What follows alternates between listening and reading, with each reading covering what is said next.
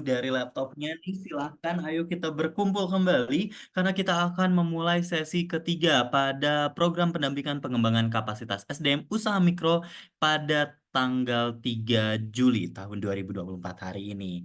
Jadi silakan Bapak Ibu yang masih jauh dari laptopnya masing-masing ini bisa langsung mendekat, yang masih jauh dari handphonenya juga ini bisa mendekat, siapa tahu makannya juga belum beres, itu nggak apa-apa, bisa dibawa aja makanannya sambil mendengarkan kegiatan hari ini. Jadi jangan lupa Bapak Ibu stay hydrated gitu ya, jangan lupa untuk minum, jangan lupa untuk minum, jangan lupa untuk makan, bawa cemilan juga nggak apa-apa karena kegiatan kita masih ada satu sesi lagi yaitu sesi untuk training meningkatkan status merchant dan juga penjualan di e-commerce. Nah tentunya Bapak Ibu pasti pada menggunakan e-commerce kan gitu. Jadi tentunya sesi kali ini akan membantu Bapak Ibu untuk membantu meningkatkan status merchant Bapak Ibu di e-commerce-nya masing-masing. Nah, coba aku mau lihat dulu di sini. Wah, udah ada di sini Mas Heri, ada Bu Rosita. Selamat siang Ibu Rosita. Ada Ibu Mut, ada Ibu Dian juga di sini semua. Jadi silakan Bapak Ibu yang masih lumayan jauh dari platformnya masing-masing, dari Zoom-nya. Ayo kita bertemu dulu di sini. Nah, sambil menunggu, nanti, oke, nah di sini udah lumayan banyak nih. Ada Ibu Dwi, ada Ibu Eva, ada Ibu Nenen, Neneng, ya, Ibu Neneng, Ibu Eva, Ibu Dwi. Oke, udah lumayan banyak kekumpul di sini. Berarti saatnya kita memulai kegiatan sesi ketiga hari ini. Nah, aku izin mengingatkan Bapak Ibu bahwa setiap sesinya tentunya nanti akan ada absensi. Dan dalam satu sesi akan ada dua absensi, absensi di awal sesi dan juga di akhir sesi. Jadi jangan lupa Bapak Ibu untuk melakukan absensi nanti akan di-share linknya untuk absensinya dan juga nanti di akhir sesi kegiatan juga masih ada absensi yang perlu untuk Bapak Ibu isi. Nah, sekilas aku mau memberitahu mengenai sesi ketiga hari ini. Nah, sesi ketiga hari ini adalah sesi untuk training meningkatkan status merchant dan juga penjualan di e-commerce yang akan disampaikan langsung oleh Mbak Anabel dari Tokopedia. Siapa nih yang masih yang menggunakan Tokopedia menjadi salah satu e-commerce dalam menjualkan produk dari bisnis Bapak Ibu? Kayaknya banyak banget ya, banyak banget yang menggunakan platform tersebut dan tentunya materi kali ini bukan hanya bisa diaplikasikan ke Tokopedia aja tapi juga diaplikasikan ke seluruh e-commerce yang Bapak Ibu gunakan karena di sini pasti ilmunya adalah ilmu-ilmu yang general namun juga spesifik. Jadi silakan Bapak Ibu mengadaptasi ilmu yang nanti diberikan untuk disesuaikan dengan keperluan bisnis Bapak Ibu masing-masing. Nah, coba aku mau sapa dulu Kak Anabel, apa sudah ada nih? Halo. Oke, Kak Anabel nampaknya udah ada, udah ready juga. Jadi aku mau izin mempersilahkan Kak Anabel untuk memulai sesi kegiatan hari ini. Silakan Kak Anabel. Oke, terima kasih Mas Faiz. Halo teman-teman semuanya. Boleh aku coba cek dulu suara aku udah cukup jelas ya? Kalau udah cukup jelas, mungkin boleh coba di komen di kolom chatnya. Jelas, jelas, jelas. Oke, halo semuanya. Menyapa lagi, perkenalkan sedikit, nama aku Anabel. Kegiatan aku sehari-hari ini sebagai merchant marketing lead di Tokopedia. Nah, mungkin memang seperti yang tadi Mas Faiz bilang, beberapa materi yang akan aku sampaikan hari ini mungkin sifatnya itu general, tapi akan ada beberapa yang spesifik ke Tokopedia. Nanti kalau misalnya teman-teman ada pertanyaan, boleh banget langsung ditanyain aja di kolom chat, pasti nanti akan aku jawab satu persatu. Mungkin tanpa berlama-lama lagi, aku share screen dulu aja materiku hari ini. Nah, udah kelihatan ya, udah terlihat ya? Aman ya? Oke. Kalau aman, langsung aku mulai aja. Sekilas tentang diriku sendiri, mungkin supaya ya seperti biasa ya, tak kenal maka tak sayang. Nah, sebenarnya aku ini memang dari awal berkarir sampai sekarang itu fokusnya itu di dalam um, apa ya, membangun program untuk mendorong pertumbuhan seller di berbagai macam e-commerce platform. Dulu aku pernah di Lazada, terus sempat sebentar di Laina, lalu sekarang di Tokopedia. Jadi semoga materi-materi yang aku sampaikan hari ini bisa bermanfaat untuk teman-teman seller dan juga materi-materi hari ini sebenarnya aku buat berdasarkan pengalaman sebelumnya yang memang apa ya berdasarkan obrolan aku ya dengan hal-hal lain. Jadi aku harap benar-benar cukup praktikal dan cukup untuk bisa diimplementasikan sama teman-teman yang hadir hari ini. Gitu. Oke, langsung lanjut aja. Suaranya putus-putus. Bentar ya. Putus-putus banget kah? Lumayan nih Kak, lumayan putus-putus suara ya. Lumayan putus-putus ya. Sebentar. Coba aku coba ganti ini ya. Ganti internet. Sebentar ya. Oke, sambil menunggu Kak Nabel, aku izin mengingatkan nanti mungkin akan di-share oleh tim dari kami untuk absensi dari sesi ketiga hari ini. Jadi jangan lupa untuk mengisi link absensi sesi ketiga di awal sesi dan juga nanti di akhir sesi akan ada pengisian link kembali ya. Jadi jangan lupa untuk melakukan pengisian 2 kali dalam satu sesi. Jadi dalam satu hari mungkin ada 6 kali pengisian ya yang akan nanti Bapak Ibu lakukan untuk absensinya. Dan nanti selama materi berlangsung, silakan Bapak Ibu jika memiliki pertanyaan, ini bisa langsung ditulis di kolom di fitur Q&A, di fitur Q&A yang ada di sebelah kolom chat. Silakan diisi saja pertanyaannya Bapak Ibu. Nanti di akhir sesi nanti akan aku bantu bacakan untuk pertanyaannya Bapak Ibu. Nah, Kak Nabel nampaknya udah kembali. Aman, Kak? Harusnya apa sih? Gimana ya? Ya. Sedikit lebih better, cuma nanti kalau misalnya ongoing ada distraction lagi nanti akan kita kasih tahu. Oke, siap. Thank you. Oke, langsung aku lanjut aja ya. Jadi sebenarnya hari ini kita akan belajar apa aja sih? Nah, teman, mungkin hari ini aku bakal minta banyak bantuannya untuk berinteraksi dengan aku. Karena jujur setiap kali aku webinar, atau setiap aku menyampaikan materi, aku pengen banget untuk teman-teman di sini. Nah, untuk agenda hari ini, yang pertama itu aku akan membahas tentang menjadi seller berpangkat. Jadi kan ada beberapa status ya di Tokopedia untuk mengidentify atau identifikasi seller-seller kami gitu. Supaya benar-benar nih nanti kalau nih kayak oh ini tuh seller PM, ini seller PM Pro, ini seller store. Nah jadi nanti aku bakal memberikan layar tips and triknya untuk teman-teman di sini gimana sih caranya supaya teman-teman bisa naik pangkat biar bisa semakin dipercaya sama customer. Masih putus-putus. Kayaknya dari ininya deh Kak, kayak output mikrofonnya deh kayaknya yang bermasalah di Sebentar, jaringan. sebentar. Sorry Oke. banget ya.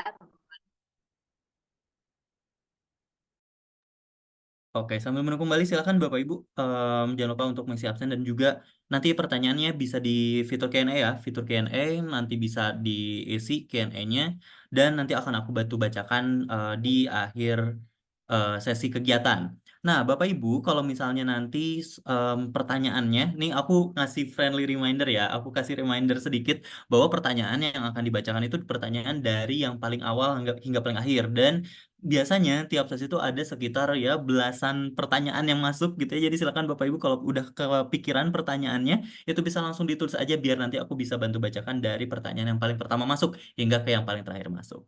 Oke, Kak Nabel gimana? Sudah aman? Coba tes lagi. Ah, Aku coba oke, udah pakai ini earphone. jauh Udah lebih jelas better Kak. ya. Better Kak.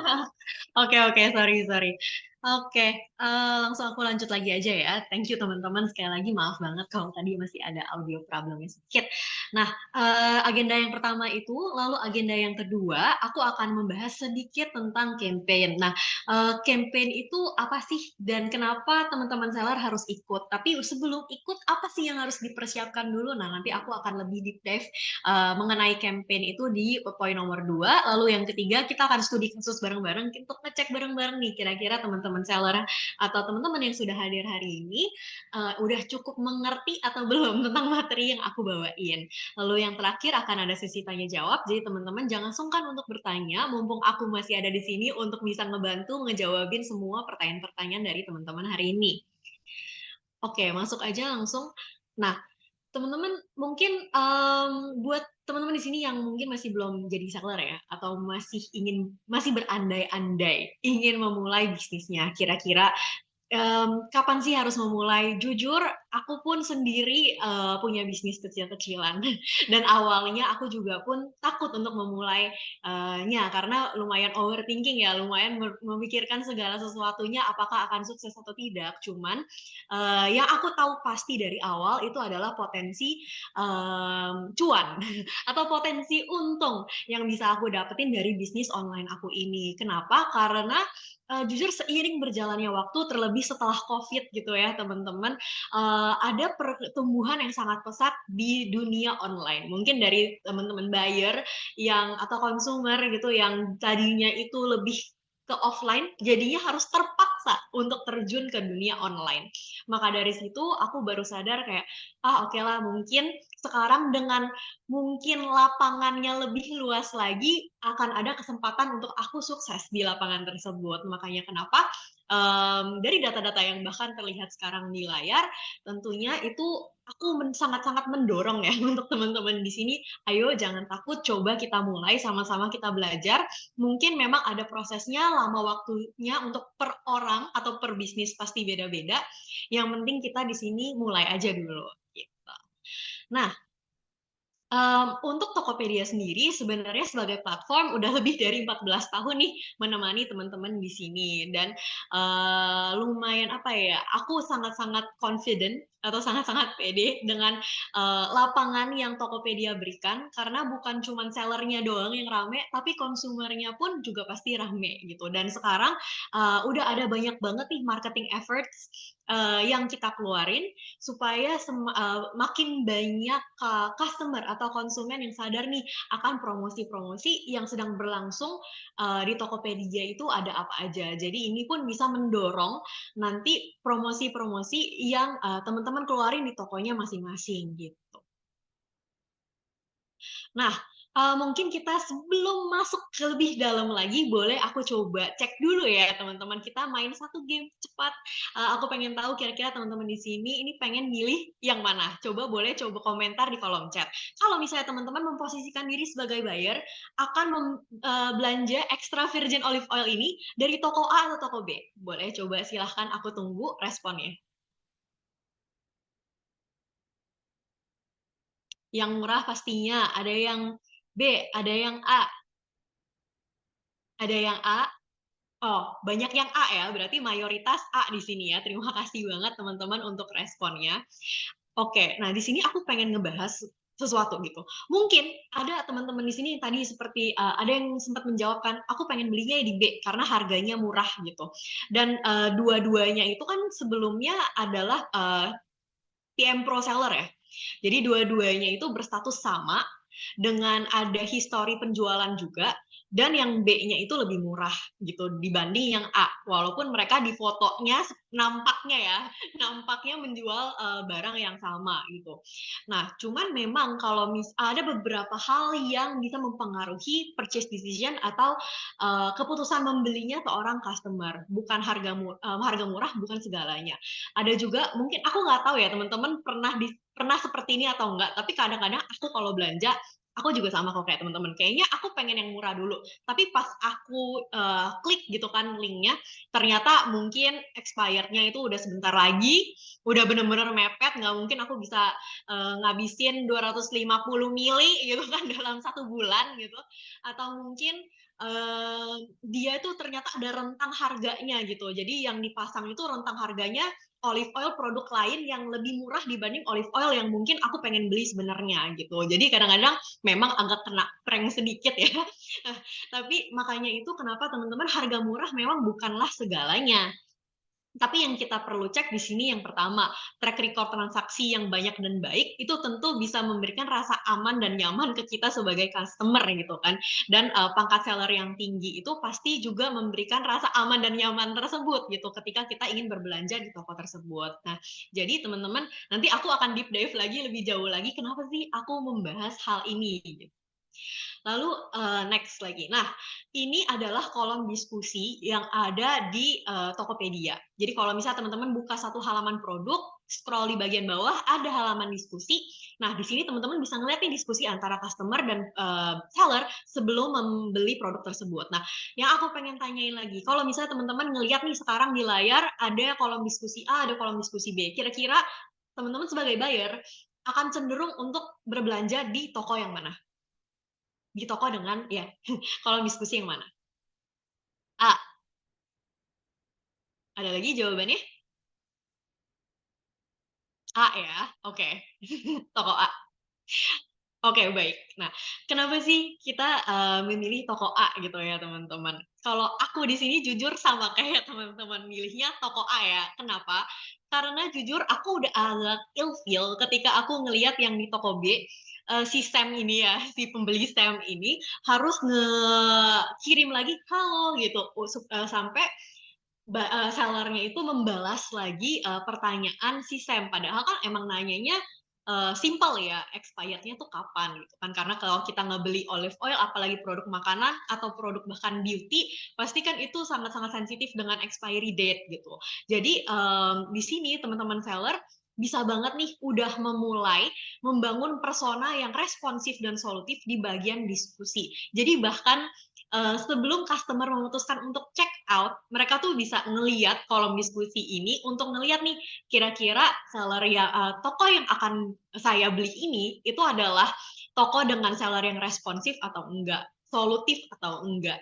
Kenapa? Karena takutnya kalau misalnya contoh ada kendala di perjalanan paket ke rumah teman-teman, atau mungkin ada kendala ketika produknya sudah sampai, apakah seller ini tetap menjadi seller yang bertanggung jawab hingga akhir gitu sih. Jadi branding itu bukan cuman ketika ya udah order masuk selesai.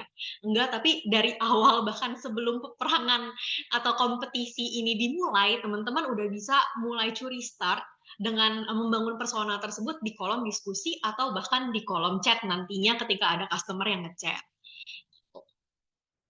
Nah, selanjutnya, ini adalah kolom review and rating. Boleh coba aku tanya lagi, kira-kira ketika melihat kedua kolom rating, review dan rating ini, teman-teman ingin beli dari seller yang mana? Ayo, dua-duanya tinggi loh ratingnya, sama-sama 4,9 dan 5 ya. A, oke, terima kasih. Ada yang jawab B, oke. Oke, terima kasih teman-teman untuk responnya. Jujur, aku di sini personally itu akan memilih A, tapi tidak ada yang salah dengan B. Karena tidak semua seller itu pasti, semuanya ya, semua seller pasti memulai dari nol, angka nol, nol order gitu kan, nol pesanan. Nggak mungkin tiba-tiba hari ini upload, jreng, terus besok langsung ada 1.000 review atau 1.000 ulasan gitu. Nah, selama sebenarnya kalau aku melihat adanya review dan rating, pasti aku akan beli di toko itu gitu. Jadi emang sepenting itu review dan rating. Nah, nanti aku akan kasih tips juga untuk teman-teman di sini kalau misalnya teman-teman sudah aktif berjualan tapi belum mendapatkan review and rating, kira-kira apa sih yang harus dilakukan gitu. Jadi stay sampai akhir ya teman-teman. Dan ini aku juga pengen share sedikit soal tips yang aku dapetin dari teman-teman seller yang aku sempat ngobrol bareng gitu ya. Ini salah satu seller namanya Sarang Maduku. Dia ini pakai review yang dia dapetin di kolom review and rating halaman produknya, lalu dia jadiin highlight di Instagram atau di sosial medianya dia, dan dia juga pakai lagi itu di banner tokonya di Tokopedia.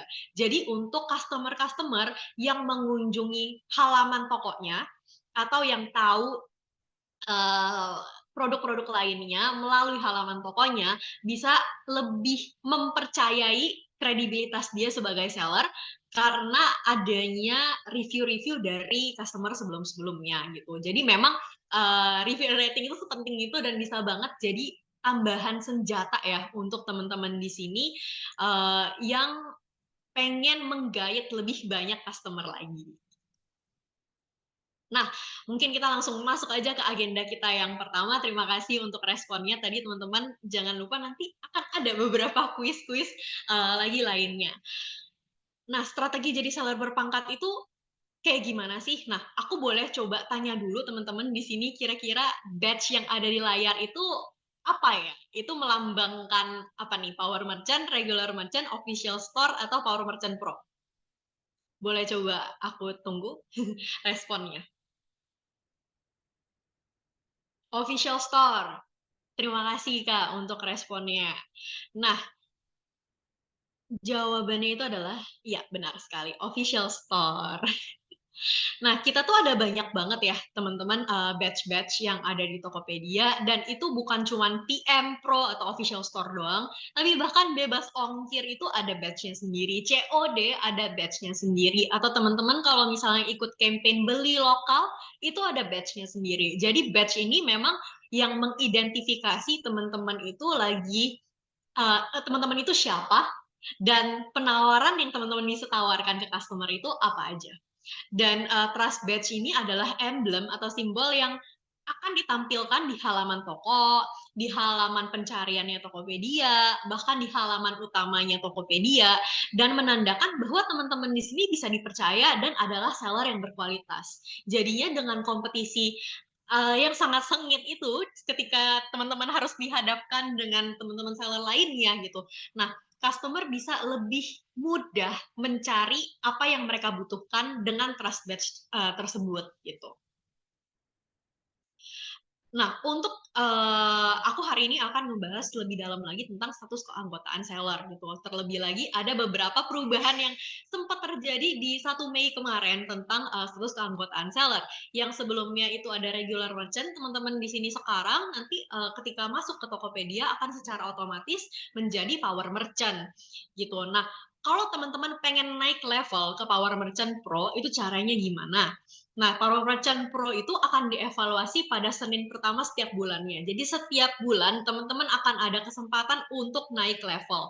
Kriteria seperti apa? Itu ada di layar sekarang. Ada teman-teman harus memiliki skor performa toko minimal 80.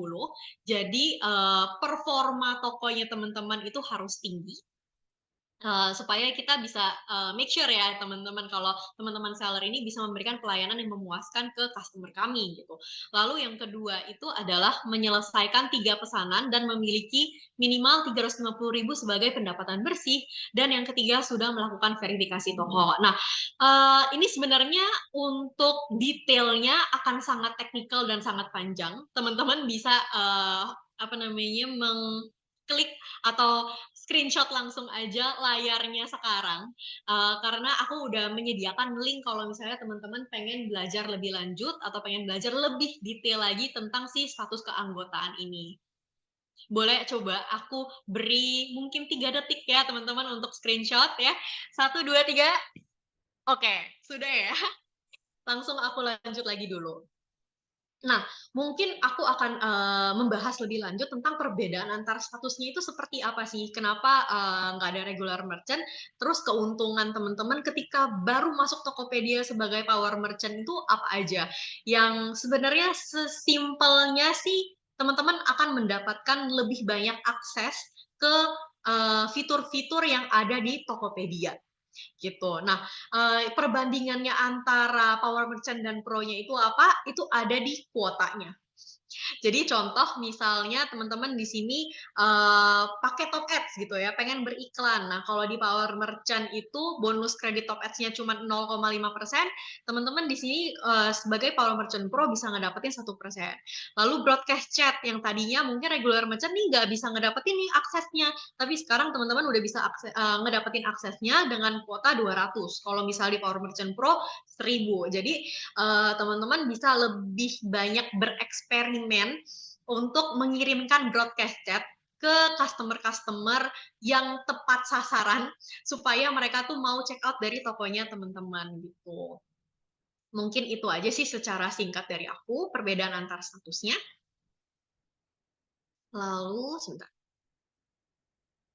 Nah, jadi pertanyaannya balik lagi ya, gimana sih caranya supaya naik pangkat? Oke, aku ngerti tadi harus ada kriterianya, performa harus bagus, pelayanan harus baik, terus jumlah ordernya harus banyak, tapi gimana nih? Kita ngedapetin pecah telurnya atau kita ngedapetin minimal 3 pesanan tadi gitu. Nah, tentu aja jawabannya ya tarik customer ya, teman-teman. Nah, aku sebagai seller atau aku sebagai trainer, ini adalah satu hal yang aku selalu tekanin ke seller-seller aku. Teman-teman harus bisa menjawab pertanyaan yang pertama. Permasalahan apa yang ingin teman-teman pecahkan? Kenapa permasalahan gitu ya? Karena teman-teman di sini supply atau teman-teman sebagai seller itu harus sama atau bahkan bisa memenuhi demand yang ada di masyarakat Indonesia gitu. Kira-kira orang-orang di luar sana itu ada permasalahan apa nih? Contohnya gitu. Oh, ternyata di Indonesia itu udaranya polusinya sangat-sangat jelek nih. Mungkin ada keluarga muda di luar sana yang punya concern atau punya kekhawatiran akan kesehatan mereka sendiri karena udaranya jelek atau mungkin kayak nggak sehat nih untuk bayi gitu ketika bahkan nggak bisa merasa aman atau bisa menghirup udara segar di kamarnya gitu kan atau di rumahnya sendiri di Indonesia karena polusi yang begitu jelek. Nah, dari sini ketika teman-teman berpikir kayak, oh itu adalah sebuah masalah, saya bisa kok mecahin masalah itu, caranya gimana? Saya sebagai seller, saya akan menyediakan air purifier misalnya untuk keluarga muda di sana yang tersegmentasi dari berbagai kalangan, misalnya untuk yang air purifier murah, affordable, 300.000 itu ada, tapi yang pengen lebih canggih lagi, yang digital atau misalnya untuk 1 juta ke atas itu ada gitu, atau mungkin yang ukurannya gede mencakup ruangan yang lebih luas, bukan di kamar bayi doang, itu yang harganya 4 juta ke atas itu ada. Nah, jadi teman-teman di sini tanyain lagi nih ke diri sendiri, kira-kira siapa yang teman-teman pengen jadikan target untuk tokonya, untuk bisnisnya, apa permasalahan yang dari segmen tersebut pengen teman-teman jawab, kenapa audiens tersebut harus membeli dari teman-teman di sini, dan bagaimana teman-teman bisa menjawab kebutuhan tersebut atau memenuhi permintaan-permintaan yang sudah ada di market atau di pasar tersebut. Kalau misalnya teman-teman udah matang banget nih di fondasinya di sini, langsung kita lanjut ke langkah berikutnya. Nah, gimana caranya kita tarik customer? Oke, aku udah tahu aku mau jual apa, tapi e-commerce itu sangat-sangat pelik ya, sangat-sangat sengit juga gitu ya kompetisinya. Nah, sebelum beriklan, teman-teman wajib banget untuk menguasai 3 hal ini. Ini aku sangat tekenin sekali lagi ya, sebelum beriklan, teman-teman harus menguasain 3 ini. Kenapa? Karena percuma banget kalau teman-teman beriklan jor-joran, tapi nggak menguasai 3 ini, ujung-ujungnya bakal boncos. Dan ini pun sudah terkonfirmasi gitu ya dengan teman-teman seller, komunitas-komunitas seller di luar sana gitu. Nah, faktor yang pertama itu adalah tampilan. Dari tampilan, teman-teman harus mempunyai daya tariknya dari awal dalam halaman pencarian. Karena ketika contoh aku nge-search air purifier di Tokopedia, akan muncul ribuan produk mengenai air purifier atau yang memiliki kata kunci air purifier. Jadi teman-teman di sini tentu aja dari awal udah harus bisa memberikan nilai tambah. Kira-kira tampilan seperti apa ya yang akan menarik customer? Lalu ke faktor yang kedua itu ada promosi. Nah, memang tampilan yang baik itu sangat-sangat penting gitu ya teman-teman. Tapi kira-kira promosi seperti apa atau strategi promosi yang seperti apa yang harus dijalankan supaya ada lebih banyak pembeli yang check out. Karena menurutku setiap satu toko aja gitu atau satu bisnis aja itu pasti lumayan banyak dan pelik audience type-nya. Tipe-tipe audiensnya itu pasti berbeda-beda, permasalahan pasti beda-beda, dan budget pun pasti terbatas. Jujur aku juga berbisnis ya teman-teman, jadi yang merasakan banget nih yang namanya budget terbatas gitu. Nggak mungkin aku bisa ikut semua campaign dari awal bulan sampai akhir bulan, dan nggak mungkin aku bisa memberikan promosi gede-gedean terus-terusan dari awal sampai bulan, dari awal bulan sampai akhir bulan. Kalau kayak gitu kan kapan kita untungnya? Nah, nanti aku akan menjelaskan lebih sedikit kira-kira kalau misalnya dengan budget terbatas, promosi apa ya yang bisa kita jalanin. Lalu yang terakhir adalah pelayanan. Konversi tinggi, tapi kok pembelian ulangnya rendah ya? Apakah pelayanan menjadi isu? Karena ketika produknya teman-teman demand-nya itu tinggi, banyak yang pengen beli, banyak yang pengen check out, atau banyak yang sudah check out bahkan, tapi kok sedikit ya pembelian ulangnya. Kadang-kadang ini pun isu yang ditanyakan ke aku oleh seller-seller kami gitu kan, seller-seller lainnya gitu. Kenapa ya? Aku susah banget untuk biar orang-orang tuh mau beli ulang. Nanti aku akan coba ya nanti memberikan tips and trick ya. Masuk ke faktor yang pertama, sebelum itu, ini mungkin tips lagi dari aku ya. Tahukah teman-teman gitu, takaran ulasan positif yang baik itu ada di angka 4,9. Rata-rata bagus oleh pembeli.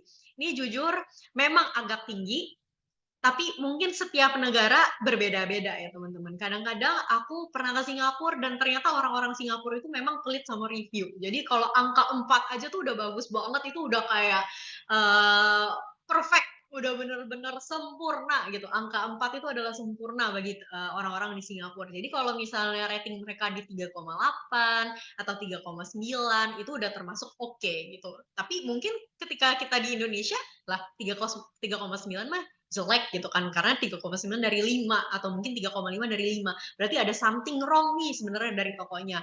Tapi memang aku melihat untuk masyarakat Indonesia mereka lebih ramah dan lebih apa ya, baik ketika memberikan review gitu. Jadi lebih dermawan ya ketika memberikan review-review tinggi. Jadi di sini teman-teman untuk awal-awalnya sebisa mungkin ayo coba kita cek review-review yang sudah masuk itu seperti apa, dan bahkan untuk review yang buruk pun ketika masuk itu masih bisa untuk diedit oleh customer.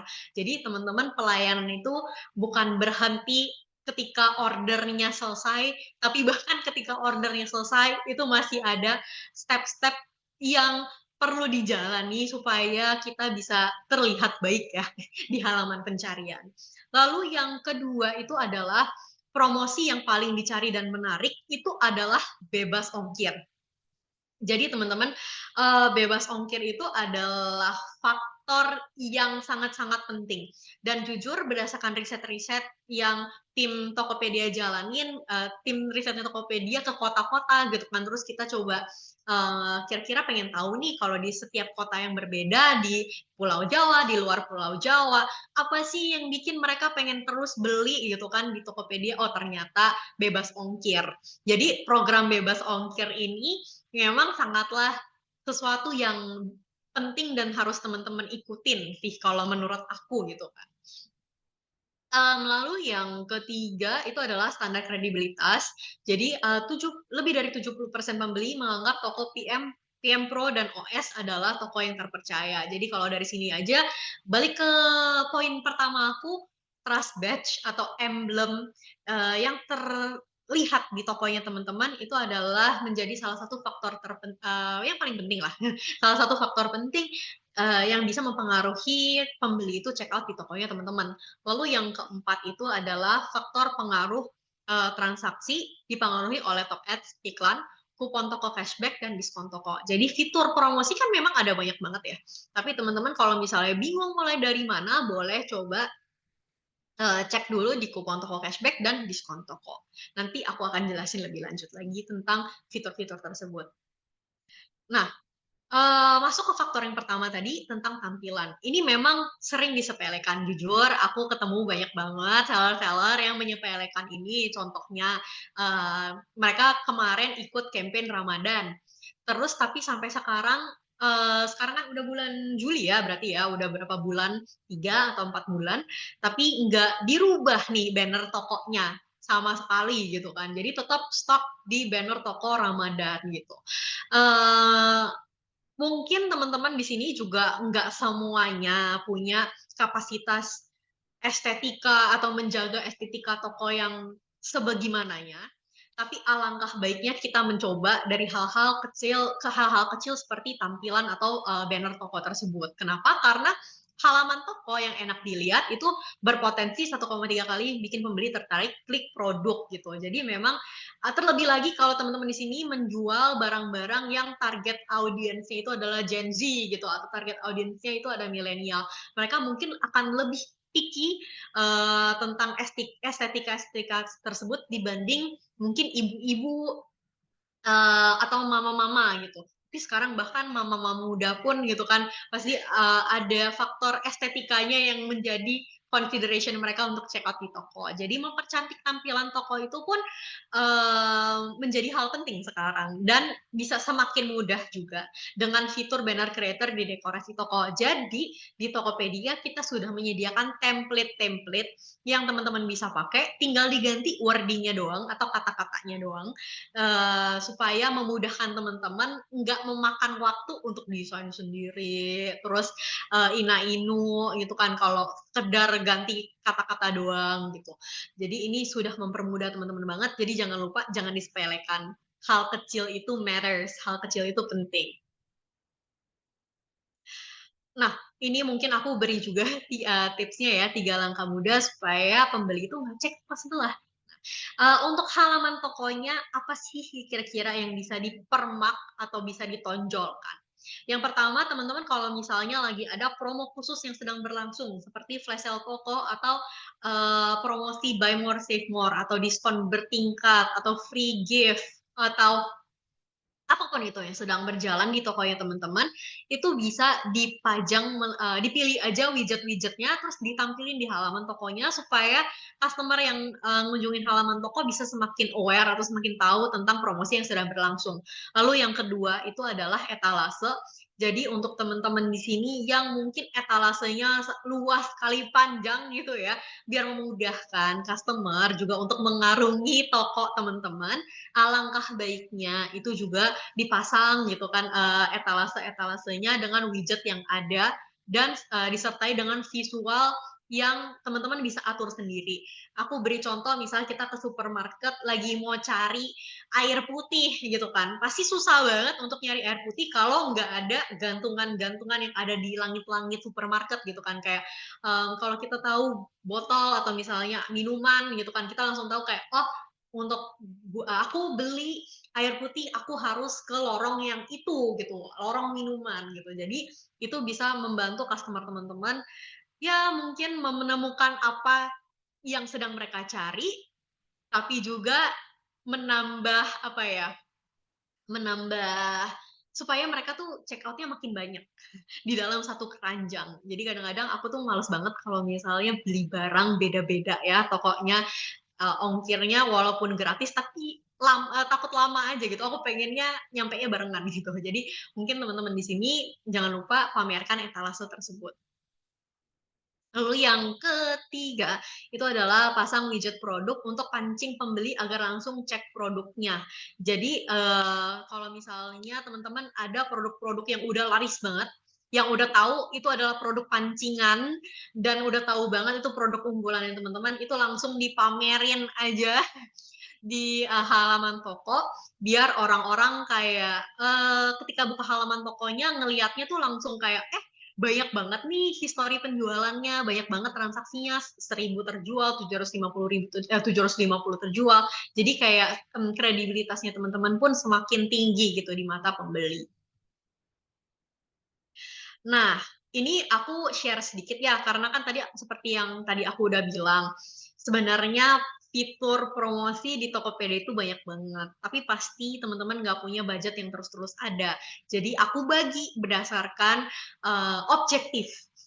Yang pertama itu adalah meningkatkan kunjungan. Teman-teman kalau pengen traffic-nya lebih tinggi, terlebih lagi teman-teman sebagai seller baru mengeluarkan produk-produk baru atau bahkan benar-benar baru terjun aja sih ke dunia e-commerce gitu.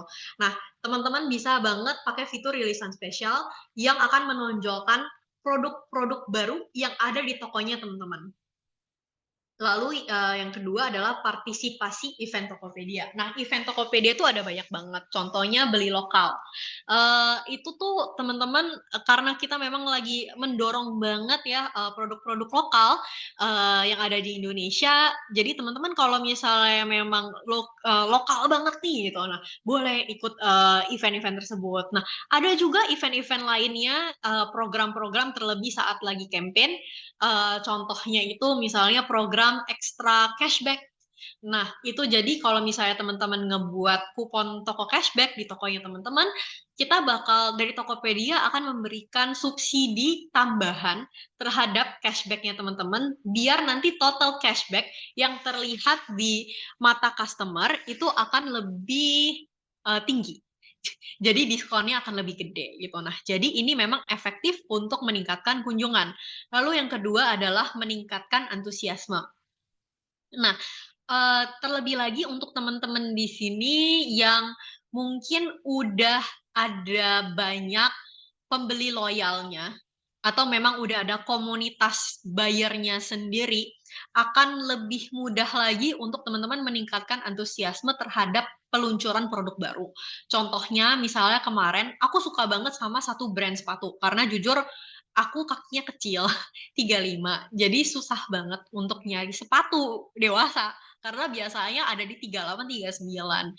Tapi aku udah cocok sama satu toko ini yang memang apa ya, cutting-an sepatunya itu pas di kaki aku gitu. Nah, jadinya aku ngikutin nih toko tersebut dan aku nungguin banget sih sebenarnya kalau misalnya dia pun ada peluncuran produk-produk baru. Jadinya teman-teman di sini untuk tipe-tipe customer yang seperti aku nih, misalnya loyal customer gitu kan, teman-teman bisa banget ningkatin antusiasmenya akan peluncuran tersebut melalui fitur rilisan spesial dan yang selanjutnya adalah flash sale toko. Nah, kalau untuk ikut flash sale Tokopedia, itu kan banyak banget ya kriterianya dan mungkin nggak semua teman-teman di sini bisa langsung eligible untuk ikut flash sale Tokopedia. Nah, jadi teman-teman di sini bisa banget mulai dari flash sale toko teman-teman sendiri.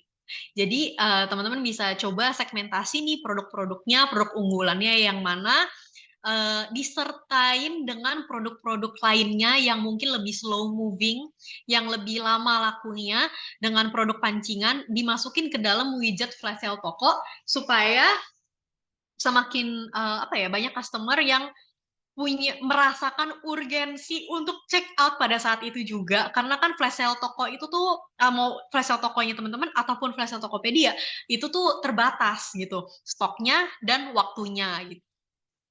Lalu selanjutnya itu adalah, buat teman-teman di sini yang pengen meningkatkan order gitu, yang tadi mungkin traffic-nya udah oke, pool of loyal customers-nya juga udah ada gitu, tapi masih pengen lagi nih ningkatin cuannya dengan, bertambahnya order. Nah, teman-teman lagi-lagi bisa pakai flash sale toko dan kupon toko.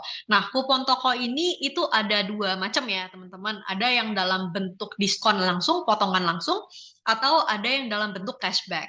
Nah, dua-duanya pun setahu aku kalau nggak salah udah ada nih program ekstra subsidinya dari Tokopedia.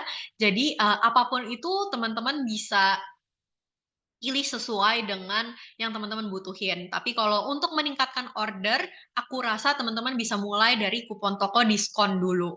Jadi biar ada potongan langsung, kadang-kadang kan orang pengen cobanya trial dulu nih, beli di toko ini, cepet nggak ya, barangnya bagus nggak ya, kayak misalnya aku pengen beli daging gitu kan, dagingnya bagus nggak ya, atau dagingnya malah gede tulangnya doang gitu kan dari toko ini. Jadi kalau misalnya ada diskon, potongan diskon untuk customer-customer seperti itu, mungkin bisa gitu kan, teman-teman coba, buatin kupon toko diskon. Nah, selanjutnya itu kalau teman-teman pengen meningkatkan loyalitas. Jadi, aku pengen dong membangun, pembelian ulang yang lebih tinggi. Biar, yang check out dari toko aku itu jangan yang baru-baru doang, tapi kayak yang lama pun balik lagi, nagih lagi belanjanya. Jadi ketika teman-teman misalnya ngeluarin satu program diskon atau satu promo apa gitu, orang-orang langsung check out, langsung pengen beli gitu. Nah, yang pertama itu adalah diskon toko. Nah, diskon itu adalah slash price atau harga miring, harga coret. Harga coret. Jadi harga coret itu penting ya teman-teman. Mungkin sering juga disepelekan, tapi harga coret itu sangat-sangat penting dalam apa ya, mempengaruhi matanya pembeli atau matanya buyer untuk membeli di tokonya teman-teman gitu. Dan yang terakhir itu adalah kupon toko. Nah, kalau teman-teman pengen ningkatin loyalitas atau pembelian ulang, boleh banget cobain kupon toko cashback. Kalau tadi kan kupon toko diskon, kalau cashback itu kan berarti customer bisa ngedapetin apa ya, cashback untuk mereka beli lagi gitu. supaya yang masuk ke kredit Tokopedia-nya mereka supaya mereka bisa beli lagi. Nah, jadi kalau untuk kupon toko cashback itu bisa menjadi consideration ya teman-teman ketika ingin meningkatkan loyalitas. Nah, di sini aku juga udah menyediakan ya teman-teman rekomendasi dari tim Tokopedia untuk kupon toko cashback atau persentasenya, minimal maksimal potongannya, minimum pembeliannya seperti apa. Sesuai dengan kategori produknya teman-teman. Jadi teman-teman sekali lagi boleh banget untuk di screenshot halaman ini, ada juga di halaman pusat edukasi sellernya Tokopedia. Mungkin aku kasih lagi-lagi kasih 3 detik ya untuk teman-teman screenshot. 1, 2, 3. Oke, udah ya. Dan teman-teman di sini juga aku nggak memaksa, tapi bisa menyesuaikan strategi cashback dengan alokasi budget yang sudah teman-teman siapkan sebelumnya. Itu sih. Lanjut dulu. Nah, sekarang mungkin supaya bisa lebih memahami lagi ya teman-teman, aku masuk ke studi kasus. Contoh, sebagai contoh aja ya teman-teman. Misalnya ada seller dapur ibu. Dia adalah seller berfokus di kategori peralatan dapur. Dia pengen ngebuat promosi dengan budget yang efektif dan ingin memastikan promosi kompetitif di mata pembeli. Lalu yang terakhir, seller bertujuan untuk meningkatkan exposure dan konversi. Jadi dia pengen trafficnya tinggi, check out-nya tinggi atau ordernya tinggi, tapi dengan budget yang efektif dan kompetitif di persaingan yang sangat ketat ini. Nah, si dapur ibu ini harus ngapain ya kira-kira gitu. Nah, solusi untuk dapur ibu bisa teman-teman ya rekomendasi sesuai dari aku ya. Misalnya dia karena dia masuk dalam kategori rumah tangga, berarti persentase cashback-nya minimal 5%, maksimal potongan cashback minimalnya 50.000 dan minimum pembeliannya 50.000 dengan kuota minimal 100, periode aktif kuponnya minimal 7 hari itu dalam 1 minggu. Nah, di sini ternyata setelah dicek teman-teman si dapur ibu ini ternyata bisa mendapatkan tambahan cashback sebesar 2% gitu dari Tokopedia. Jadi contoh kalau misalnya dia lagi ikutan di campaign traktiran ultah Tokopedia di Agustus gitu kan. Dia bisa ngedapetin cashback total 5% di halaman toko dan bisa disebarkan juga di media sosial. Nah, buat teman-teman yang pengen belajar lebih lengkap lagi ya tentang kupon toko saya atau dari kupon toko, itu bisa langsung sekali lagi screenshot dan link yang ada di layar sekarang. Oke, nah ini mungkin aku juga sharing sedikit. Kalau tadi kan kupon toko doang ya, kupon toko cashback doang ya. Tapi di sini aku lebih banyak sesuai dengan data yang ada, yang teman-teman bisa akses di halaman di seller dashboardnya Tokopedia, di halaman wawasan pembeli atau wawasan toko. Pokoknya di halaman wawasan itu ada banyak banget nih yang bisa teman-teman pelajari gitu. Nah, contoh dapur ibu tadi nih ya, misalnya menjual 4 barang ini, gelas reusable, tas belanja ramah lingkungan, tatakan gelas daur ulang, sama sikat gigi bambu gitu. Nah, kita bisa lihat di sini ternyata gelas reusable itu konversinya ada di 5%. Angka konversi yang sehat itu biasanya di 4%. Jadi kalau di atas itu udah sangat-sangat baik gitu ya. Memang angka konversi yang sehat itu berbeda-beda pada setiap kategorinya, tapi pada umumnya itu ada di angka 4. Jadi ketika kita ngelihat, trafficnya itu di 60.000 dan terjualnya 3.000. Jadi ada 3.000 order 3.000 order untuk si gelas reusable ini. Evaluasinya apa sih? Produk dilihat tinggi, konversinya tinggi. Nah, strategi selanjutnya yang bisa dijalanin dapur ibu tuh apa gitu. Nah, menurut aku setinggal dia memang bukan ongkang-ongkang kaki ya, tapi si dapur ibu ini bisa memperlihatkan gelas reusable ini di banner tokonya dia, review-review produknya supaya semakin terlihat terpercaya gitu kan, dan bundling dengan produk 3 dan 4 yang mungkin penjualannya itu lebih pelan dibanding si gelas reusable tersebut. Nah, kita masuk ke produk yang kedua, tas belanja ramah lingkungan. Bisa kita lihat di sini, oh konversinya juga tinggi nih, tapi kok produk yang dilihat itu rendah ya, cuman 1.200 gitu. Oh, berarti objektifnya di sini itu teman-teman harus meningkatkan trafficnya dong, atau produk yang dilihatnya. Karena demand-nya ada nih, kayak harganya udah oke nih, udah ada yang check out, konversinya tinggi. Tapi gimana ya supaya semakin banyak orang tuh tahu saya, Dapur Ibu, berjualan tas belanja ramah lingkungan gitu. Nah, teman-teman bisa ngebuat rilisan spesial atau mau posting tas belanja ramah lingkungan ini di media sosial dan tawarin juga kupon toko cashback-nya, karena kalau misalnya teman-teman masuk ke dalam program ekstra cashback itu akan ada exposure tambahan di halaman cashback-nya Tokopedia gitu. Jadi kemungkinan traffic-nya naik itu akan lebih tinggi. Nah, contoh yang ketiga itu adalah tatakan gelas daur ulang. Nah, kita lihat di sini, waduh, konversinya kok rendah banget ya. Tapi produk dilihatnya tinggi. Kenapa? Kira-kira orang-orang nggak mau beli ini gitu kan, tatakan gelas daur ulang gitu kan. Apakah mungkin harganya kurang kompetitif dibanding kompetitor, tapi marginnya tuh udah tipis gitu kan. Atau mungkin teman-teman nggak bisa seenak jidat ngurangin harga sampai serendah-rendahnya gitu kan. Nah, strategi promosinya seperti apa? Teman-teman bisa nge-consider juga untuk ngebuat kupon toko cashback dan diskon toko.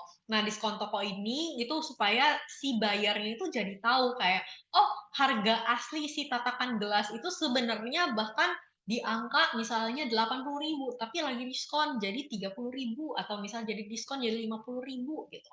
Jadi mereka lagi tahu kayak, oh ini tuh harga coret tuh lagi diskon gitu. Dan kupon toko cashback ini juga bisa consideration-nya si customer kalau misalnya dia pengen balik ke toko dapur ibu dan pengen beli misalnya gelas reusable. Lalu yang terakhir, sikat gigi bambu. Nah, ini lebih parah lagi ya, konversinya 0,75%. Ada sih yang terjual, ada 6 biji. Tapi kayaknya kalau trafficnya dibandingin sama yang lain gitu kan, yang kedua tertinggi 1.200 ini masih agak jauh gitu ya bedanya.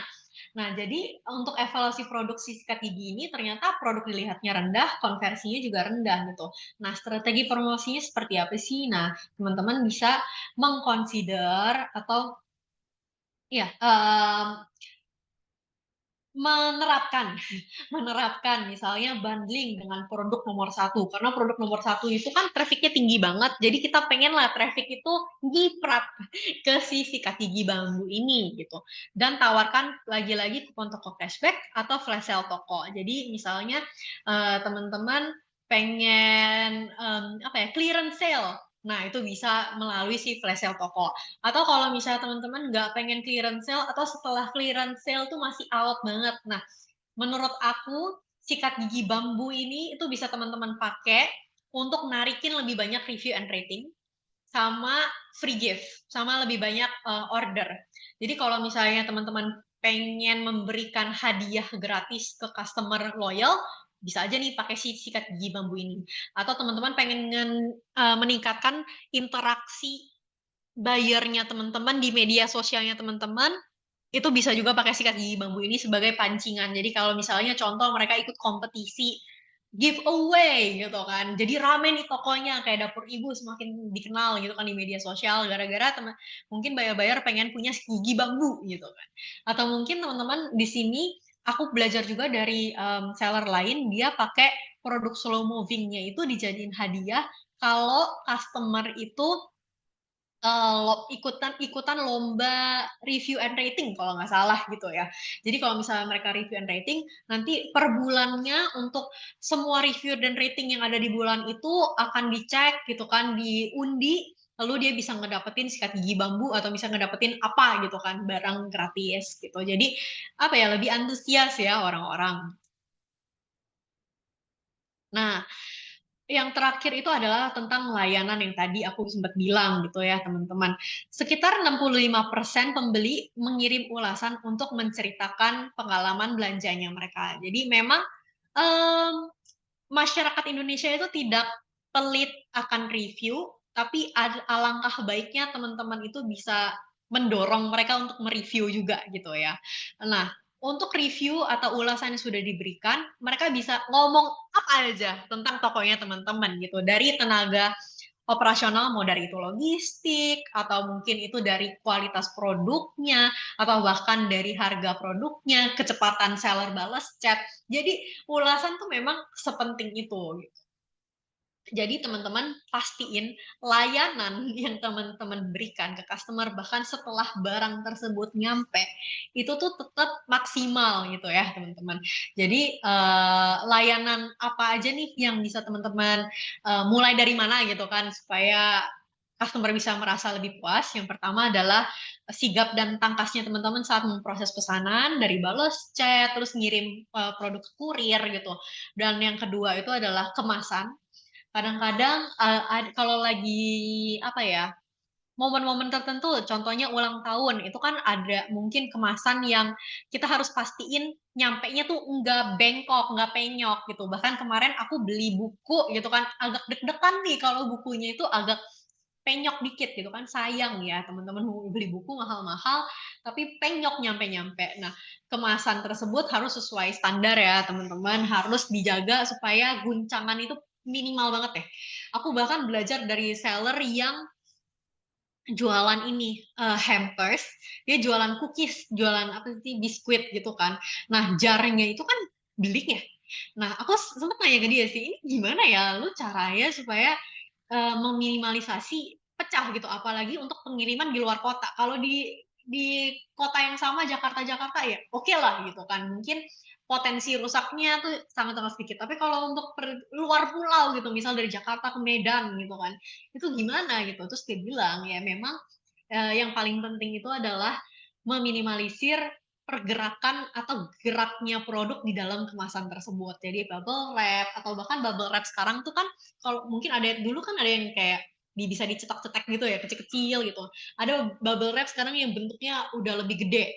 Terus ada juga kalau misalnya yang apa ya eco friendly itu tuh pakai sisir-sisiran apa sih serutan kertas-kertas gitu. Nah, lalu selanjutnya itu adalah tenaga kerja tambahan. Nah, teman-teman seller, aku pengen ngingetin lagi gitu ya, kalau untuk tenaga kerja ini jangan disepelekan. Kenapa? Karena teman-teman memang harus rajin rajin apa ya, menganalisa order-order yang ada itu tuh seberapa banyak gitu kan, biar teman-teman kira-kira kalau misalnya 3 bulan terakhir itu peningkatannya 5%. Jadi kayak apakah tenaga kerja yang sekarang itu cukup untuk memenuhi kebutuhan tersebut atau ketika nanti ada campaign besar-besaran kayak ulang tahun, akhir tahun, pertengahan tahun atau bahkan Ramadan, apakah siap tenaga kerjanya gitu. Jadi jangan sampai orderannya di cancel cuman karena tenaga kerjanya kurang. Nah, masuk ke agenda selanjutnya ya, teman-teman. Hampir ke yang terakhir, semoga teman-teman masih antusias. Kalau ada pertanyaan, sekali lagi langsung aja ditanyain. Kesalahan umum saat campaign. Aku pengen mengingatkan ini, dan teman-teman perlu aku beritahu, kesalahan yang ada di layar saat ini itu berdasarkan perenungan dari top sellernya Tokopedia, bukan dari aku. Aku nggak sotoy ya, tapi aku sharing ke teman-teman semoga supaya ini juga bisa menjadi apa ya alat bantunya teman-teman supaya semakin siap lagi untuk menghadapi campaign. Jadi teman-teman kalau misalnya tadi tuh ya semuanya tuh yang di awal udah aku ceritain, udah aku kasih tahu teman-teman, udah siap dari layanan, oke, gue udah pede sama layanan gue gitu. Atau mungkin teman-teman juga, oh promosinya udah oke banget, produk aku sangat-sangat berkompetitif gitu, sangat-sangat bisa bersaing dengan kompetitor di luar sana. Terus dari sisi tampilannya udah maknyus banget, udah oke banget. Nah, sekarang teman-teman pengen ikut campaign. Terlebih lagi kalau misalnya di e-commerce sekarang udah banyak banget nih campaign-nya ya. Setiap bulan tuh pasti ada 2 minimal. Yang pertama adalah double date ketika ada tanggal kembar, sama yang kedua itu kalau lagi gajian. Ini 2 itu pasti setiap bulan tuh ada gitu. Dan walaupun memang kayak nggak semua tanggal kembar itu rame gitu kan. Cuman ada di mindset customer, oh kayaknya kalau ada kebutuhan XX di bulan ini tunggu aja di tanggal kembar gitu. Misalnya kalau sekarang bulan Juli ya berarti tanggal 7 nanti gitu ya teman-teman. Nah Em, Kira-kira kalau misalnya teman-teman udah ikut campaign, udah terjun, udah ikutan gitu kan, kira-kira apa sih yang perlu disiapkan gitu, yang perlu keep in mind?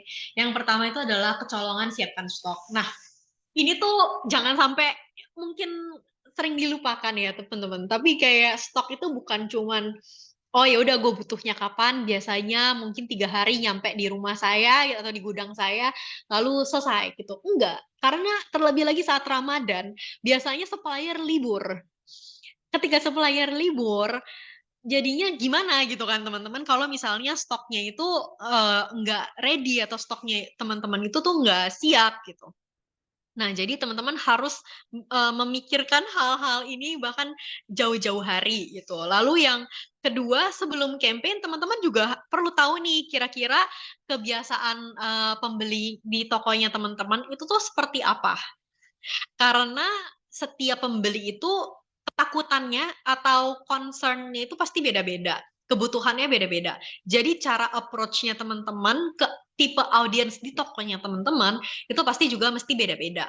Nah, apalagi pas lagi Ramadan contohnya. Itu kan mungkin yang tadinya nggak puasa sekarang jadi puasa. Jadi ada beberapa aktivitas yang mungkin berubah gitu. Kalau misalnya mereka lagi nungguin buka puasa, kira-kira apa yang bisa teman-teman lakuin gitu. Lalu yang ketiga adalah menahan budget promosi. Jadi kadang-kadang ada yang suka gambling ya. Kayaknya punya feelingnya tuh kayak, aduh nanti dulu deh promosinya nanti deh jangan di 66 misalnya.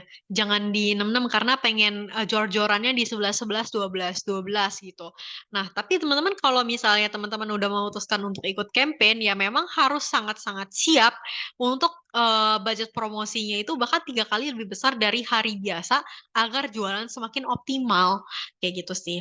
Lalu yang terakhir, terlalu santai karena traffic Tokopedia tinggi. Jadi teman-teman berasumsi, oh iya pasti kan Tokopedia mempromosikan, membuat beberapa marketing supaya customer lebih tahu nih tentang promosi yang berlangsung di Tokopedia gitu kan.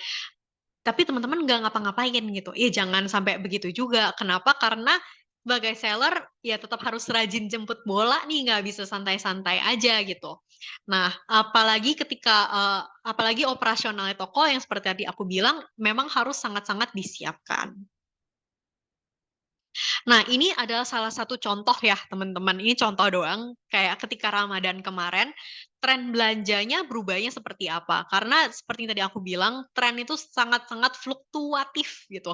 Dan bahkan sangat-sangat cepat ya tren itu. Kadang-kadang ada produk yang lagi viral banget, kayak waktu itu dulu kalau misalnya teman-teman ingat, pernah ada yang viral, apa sih, fidget spinner ya, mainan fidget spinner. Jadi mungkin teman-teman di sini ada yang berjualan mainan, itu sempat ada seller aku, seller mainan, dia benar-benar datengin, apa namanya, ngestokin si fidget spinner itu banyak banget, sampai tiba-tiba pas lagi refill stok, trennya udah mulai melempem, udah mulai turun gitu. Jadinya ada banyak fidget spinner-nya itu yang terbengkalai dan dia jadinya udah clearance sale juga tetap nggak ada yang mau beli, akhirnya dijadiin gift gitu.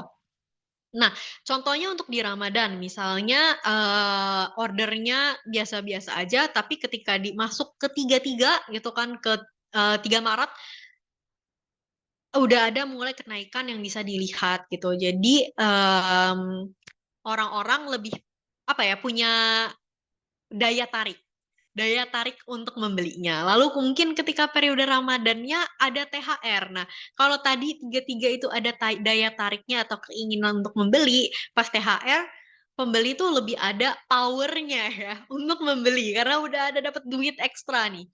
Lalu yang setelah THR masuk ke 44 gitu kan, masuk ke 44 dan ternyata kayak mungkin memang tidak setinggi THR karena mungkin teman-teman buyer itu udah banyak berbelanja pas lagi THR, tapi mungkin juga ada beberapa yang kelupaan beli pas THR atau mungkin stoknya udah kecolongan sama customer lain pas THR, jadi dia nungguin pas 44 gitu. Jadi memang naik turun dan setelah Ramadan masih ada periode gajian lagi gitu yang memberikan power lagi untuk teman-teman buyer berbelanja di tokonya teman-teman. Nah, stok kosong memang apa ya, bisa berpotensi untuk membuat teman-teman kehilangan hingga 10 transaksi gitu berdasarkan data kita gitu kan. Jadi pastiin nggak ada selisih stok di gudang dengan stok yang ada di halaman tokonya teman-teman. Ini mungkin aku nggak akan lama karena sekali lagi aku percaya setiap toko itu mempunyai kebutuhan yang berbeda-beda. Pasti kebutuhan stoknya itu berbeda-beda. Jadi aku nggak akan menggurui teman-teman untuk stok yang mana. Tapi ini bisa menjadi acuannya teman-teman, acuan dasarnya. Kalau teman-teman bingung ya menentukan stoknya itu untuk produk yang mana, bisa melalui analisis ABC dengan prinsip Pareto gitu. Nah, di grup A kita masukin produk-produk yang paling laku yang menyumbang 80% dari total penjualan di grup A. Ini prioritas restock, pokoknya harus banget restock gitu kan, karena ya laris gitu. Lalu grup B itu adalah produk dengan rata-rata 15% dari total penjualan. Nah, teman-teman bisa dongkrak penjualan dengan promosi dan mungkin nggak terlalu jor-joran banget untuk restock produk grup B gitu. Tapi bisa dikonsider untuk di restock. Nah, masuk lagi ke grup C, itu adalah yang kurang laku. Jadi mungkin hanya menyumbang 5% dari total penjualan. Nah, buat grup C, tunda restock, jangan sampai teman-teman restock, justru harus fokusnya itu adalah habiskan stok gitu. Nah, ini studi kasusnya biar teman-teman bisa lebih paham lagi ya. Contoh, aku ini adalah toko makmur yang jualan berbagai macam produk-produk kecil-kecilan gitu ya, aksesoris-aksesoris. Contohnya mini tripod, ring light, sama tas kabel. Mungkin misalnya sekarang lagi ada banyak banget kebutuhan live streaming atau content creation, video creation di TikTok gitu kan. Jadi mungkin demand-nya itu akan naik gitu. Nah, jadi contoh misalnya di toko makmur mini tripodnya itu harganya 20.000 terjual 250 piece per bulan gitu. Dan 80% penjualan tuh datangnya dari produk ini misalnya. Nah, teman-teman bisa mengconsider untuk ngebundlingin si tripod ini dengan ring light dan masukin ke banner toko untuk mencuri perhatian. Lalu misalnya si ring light ini oke lah gitu, harganya 11.000, terjualnya 85 piece gitu. Nah, dibandingin dengan si tripod dan teman-teman bisa kombinasiin dengan kupon produk gratis ongkir untuk produk ini kedongkrak penjualannya. Lalu yang ketiga itu ada tas kabel gitu, harganya 30.000 terjualnya tapi cuma 10. Nah, berarti mungkin masyarakat Indonesia nggak terlalu antusias nih untuk ngebeli tas kabel. Tentu aja harus tunda restock dan masukin ke flash sale toko dan tambahkan kupon produk supaya sisa stoknya ini yang penting kejual. Clearance sale. Nah, ini yang tadi aku bilang ke teman-teman, setiap toko kebutuhannya beda-beda, apalagi tipe customer-nya. Jadi di sini aku bisa spill kurang lebih 3 tipe customer, pasti aslinya lebih kompleks dari ini, tapi teman-teman bisa memulai dari sini. Yang tipe pertama, kenalan dulu sama Alfi, dia itu adalah promo hunter. Jadi memang apa ya, tujuan utamanya dia, misalnya setiap Ramadan, pokoknya gue harus cari promo, dan gue bakal impulsif banget deh orangnya gitu, karena ketika ngelihat, wadaw gitu, toko ini promonya lagi gede banget, oke gue beli. Gitu. Kenalan sama orang kedua, Benny, dia adalah orang yang terencana banget. Jadi mau beli apa itu harus udah ada alasannya, harus udah ada rencananya gitu. Jadi misalnya dia tuh menu berbuka dan sahur udah dipikirin dari 1 bulan sebelumnya gitu kan. Pokoknya hari ini menunya ini, terus lanjutnya ini nih. Jadi dia nggak banget deh kalau nge-check out barang yang nggak sesuai kebutuhan. Lalu ada orang ketiga, namanya Citra gitu kan. Dia galau.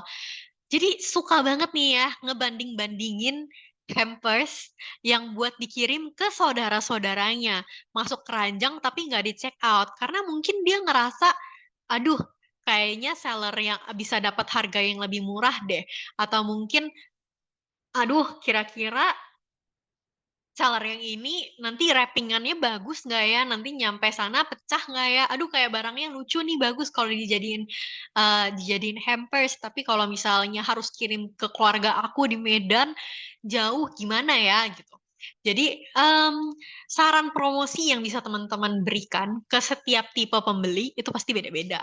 Untuk promo hunter, karena memang dalam nalurinya dan sifatnya mudah tergiur ya dengan beragam promo, jadi teman-teman tinggal memastikan aja nih pas lagi ikut campaign, contohnya campaign Ramadan, em, teman-teman menyediakan nih promo sebanyak-banyaknya dan dia tahu akan promo tersebut gitu. Jadi teman-teman bisa nge-broadcast chat ke promo hunter ini gitu tentang promo yang berjalan. Misalnya mau itu flash sale toko atau mungkin teman-teman kan sekarang bisa menumpuk promosi Tokopedia dengan promosi yang ada di tokonya teman-teman gitu kan. Jadi itu bisa menjadi salah satu cara lah untuk teman-teman menggait si Alfi ini, Alfi dan teman-temannya gitu ya.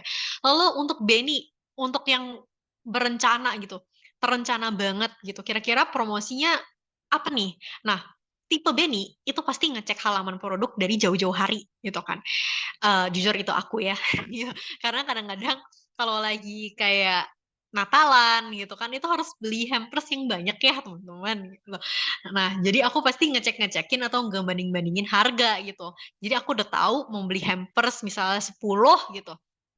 Coba aku cek di toko-toko yang ada, apakah ada promo yang berlangsung nih. Contohnya hadiah pembelian, atau mungkin kalau misalnya aku lagi mau traveling gitu kan ke luar negeri, aku malas bawa sabun ukuran gede, aku pengen sabun yang ukuran kecil, sabun aku yang ukuran kecil gitu. Nah, mungkin dia akan ngecek nih kira-kira untuk sabun yang ada, yang biasanya aku beli gitu kan, misalnya atau si Benny beli, itu ada nggak sih travel size-nya gitu. Nah, jadi teman-teman bisa mencoba untuk dorong pembelian melalui strategi-strategi tersebut. Lalu selanjutnya si citra gitu, untuk orang yang takutan, yang galau, yang sering berubah pikiran gitu. Saya mengaku dosa, saya juga seperti itu karena suka ngebanding-bandingin harga, ujung-ujungnya nggak jadi beli. Apalagi kayak misalnya contoh aku lagi pengen beli makanan untuk makan malam ya, sering banding-bandingin promo gitu kan, yang mana yang gede-gedean, terus ujung-ujungnya nggak beli gitu. Nah, tapi teman-teman bisa meningkatkan rasa amannya Citra untuk berbelanja di tokonya teman-teman via garansi bersyarat. Karena misalnya contoh gitu, unboxing, bisa tuker atau bisa ya, akan ada pertanggungjawaban dari seller untuk barang-barang yang rusak asalkan customer menyediakan video unboxing, misalnya seperti itu gitu. Selama misalnya 3 hari, paling lama 3 hari setelah barang sampai gitu kan. Nah, teman-teman juga bisa memberikan promo terbatas seperti flash sale toko biar meningkatkan rasa urgensinya dan dia nggak apa ya, nggak menurunkan rasa kegalauannya kayak, "Oke lu harus beli sekarang, pokoknya lu harus beli sekarang karena gue ada flash sale toko." Misalnya kayak gitu ya teman-teman, biar si Citra ini pengen check out. Nah, ini adalah contoh template yang bisa teman-teman pakai ketika lagi campaign. Selagi-lagi campaign, dalam satu campaign aja itu kan kalau Ramadan mungkin sifatnya lebih panjang ya teman-teman. Kayak yang tadi aku bilang ada 33, 44 sama gajian. 33 THR, 44 dan gajian. Itu adalah 4 tanggal yang berbeda yang sangat panjang gitu. Tapi kalau misalnya teman-teman di hari biasa atau di bulan-bulan di luar Ramadan, itu mungkin teman-teman bisa merencanakan contohnya sebelum tanggal kembar, saat tanggal kembar, dan setelah tanggal kembar. Itu mau kayak gimana nih? Di sini aku udah ada listing fitur-fitur yang bisa teman-teman pakai. Jadi teman-teman tinggal diatur aja sesuai budgetnya, sesuai strategi, kebutuhan, dan audiens yang ada di tokonya teman-teman. Nah, contoh di sini itu pas lagi Ramadan, campaign-nya dimulai gitu kan. Campaign Ramadan itu kan nggak mungkin pas tanggal Ramadannya ya, pas tanggal ya gitu ya teman-teman. Jadi misalnya setiap platform juga pasti beda-beda tanggal mulainya, karena promosi yang disediakan sama platform tersebut tuh pasti beda-beda juga gitu tanggal mulainya. Nah, contoh teman-teman pengen ikut program kupon toko saya supaya ngedapetin subsidi dari tambahan dari Tokopedia. Nah, di sini teman-teman udah bisa mulai buat kupon cashback-nya, terus bisa ngeaktifin harga coret gitu, yaitu diskon toko selama momen Ramadan gitu. Dan ketika teman-teman sampai ke tanggal puncak pertama gitu harus ngapa-ngapain aja, nah gitu. Jadi kalau misalnya teman-teman let's say ada hampers gitu yang udah siap untuk dikirimkan, untuk dijual, nah teman-teman bisa nih masukin di rilisan spesial kayak gitu sih. Ini bisa teman-teman screenshot aja, nggak apa-apa. Ini sebagai acuannya teman-teman ketika mengatur atau menjadwalkan promosi yang ada sesuai tanggalan campaign. Oke, nah sekarang tadi udah belajar yang berat-berat ya teman-teman, boleh coba kita santai-santai sedikit. Nah, boleh coba dari yang ada di layar sekarang ya teman-teman, boleh coba ngecek jawabannya. Apa sih eh apa jawaban dari ini gitu, dari gambar ini. Dan teman-teman harus merangkai kata, intinya merangkai kata. Dan ini jawabannya itu akan menjadi tipsnya teman-teman untuk menang di campaign atau menang di halaman pencarian. Aku udah sempat bener Kak Danik, terima kasih jawabannya. Ya bener banget, bebas ongkir. Bebek dihapus, B tambah bas, terus tambah ongkir gitu. Thank you teman-teman responnya. Nah teman-teman untuk menang di halaman pencarian sekali lagi aku tekanin ikut program bebas ongkir. Kenapa? Karena memang itu adalah promosi tingkat pertama bahkan yang dicari sama customer, dicari sama masyarakat Indonesia. Mereka mementingkan bebas ongkir sebesar itu. Lalu selanjutnya, oke. Kira-kira apa ya jawabannya, teman-teman? Boleh coba lagi dianalisa. Apa nih yang satu kali? Boleh aku coba tunggu jawabannya di kolom chat. No pressure, teman-teman. Ini adalah fitur. Oke, terima kasih jawabannya. Terima kasih sekali jawabannya ya teman-teman. Bener banget, kupon toko. Senang banget. Berarti teman-teman menyimak ya. Kupon tokonya lebih detail lagi, kupon toko cashback. Gitu. Jadi teman-teman jangan lupa ingin menang di halaman pencarian, ikutan program ekstra cashbacknya Tokopedia, sediakan kupon toko yang bisa ditumpuk juga dengan kupon platform Tokopedia. Nah, sekarang kita lagi main lagi teman-teman. Sedikit ya, biar agak cair suasananya, biar nggak berat-berat banget. Mitos atau fakta aku minta jawabannya dari teman-teman. Transfer via bank adalah metode pembayaran terbesar kedua di Indonesia. Silahkan, jawab dengan ini mitos atau fakta. Fakta, fakta,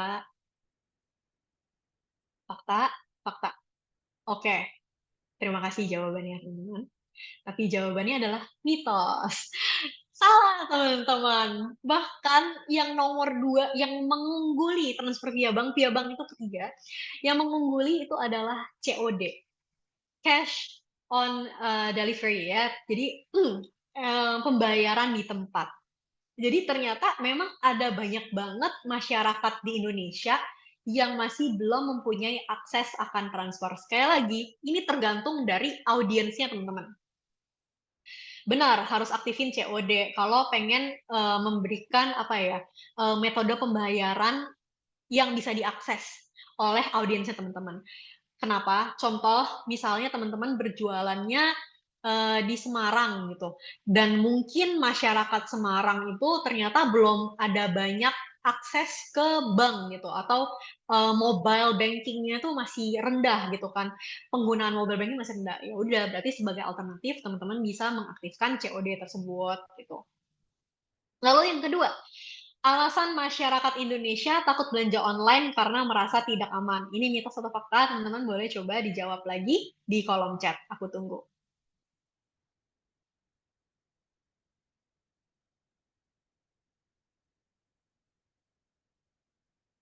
Fakta, fakta, fakta. Oke. Terima kasih atas jawabannya, teman-teman. Betul sekali. Iya, benar banget. Masyarakat di Indonesia itu takut belanja online karena merasa tidak aman gitu. Karena mereka Ya mungkin takutan ya. Siapa sih yang nggak takut akan perubahan? Jujur, aku pun masih merasa takut akan beberapa perubahan. Contohnya kemarin tiba-tiba ada AI booming gitu. Aku takut ya kira-kira kalau orang-orang semakin banyak menggunakan AI nanti akan seperti apa dinamika kehidupan kita sehari-harinya. Nah, masyarakat Indonesia mungkin yang di pelosok-pelosok juga takut nih belanja online. Orang pengennya ke warung misalnya untuk beli beras, padahal beli beras online mungkin bisa lebih murah gitu. Tapi mungkin ada orang-orang di luar sana yang masih belum rela gitu ya untuk berbelanja online. Jadi teman-teman kalau misalnya ingin memberikan rasa aman ke bayar-bayar yang tipe seperti ini gitu bisa tadi aktifin COD atau memberikan garansi dengan waktu terbatas gitu ya yang tadi misalnya kayak dijamin bisa tuker kalau barang rusak asalkan beri video unboxing misal seperti itu gitu. Nah, selanjutnya tingkat retur pesanan COD Tokopedia ada di 5%. Sekali lagi ini mitos atau fakta teman-teman.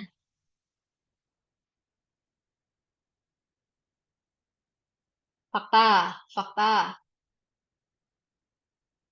fakta. Oke, terima kasih jawabannya teman-teman.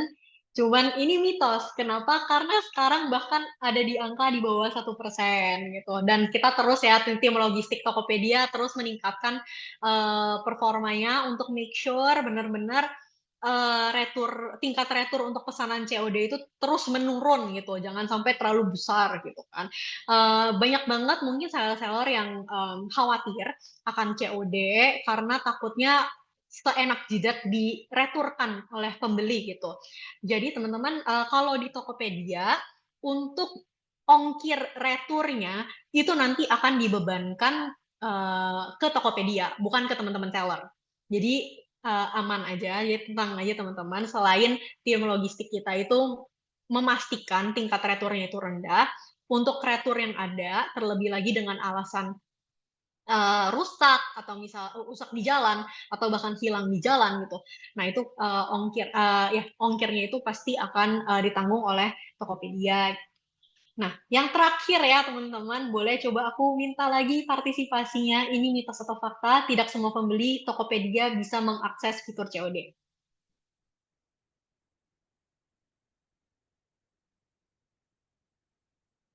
Fakta. Fakta, mitos, mitos. Wah, ini agak mix ya. Ada yang jawab fakta, ada yang jawab mitos. Oke, jawabannya adalah fakta. Kenapa fakta, teman-teman?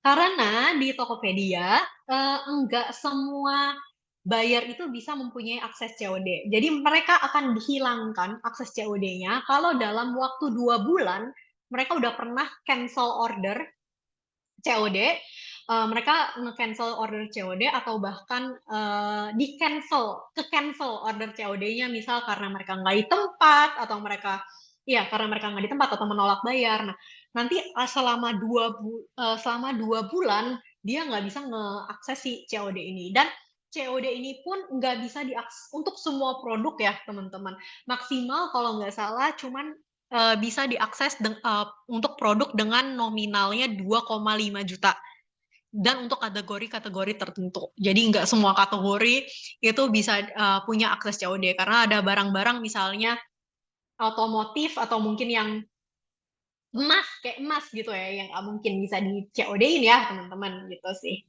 Jadi aku pengen menyarankan untuk teman-teman mengaktifkan COD-nya di tokonya masing-masing supaya kepercayaan pembeli itu atau urgensi pembeli untuk belanja di tokonya teman-teman itu semakin tinggi. Dan kalau teman-teman mengaktifkan COD juga akan ada emblem COD-nya. Terlebih lagi akhir-akhir ini Tokopedia lagi gencar banget nih untuk ngepromosiin atau nge-marketingin COD gitu di mana-mana gitu kalau teman-teman sadar ya.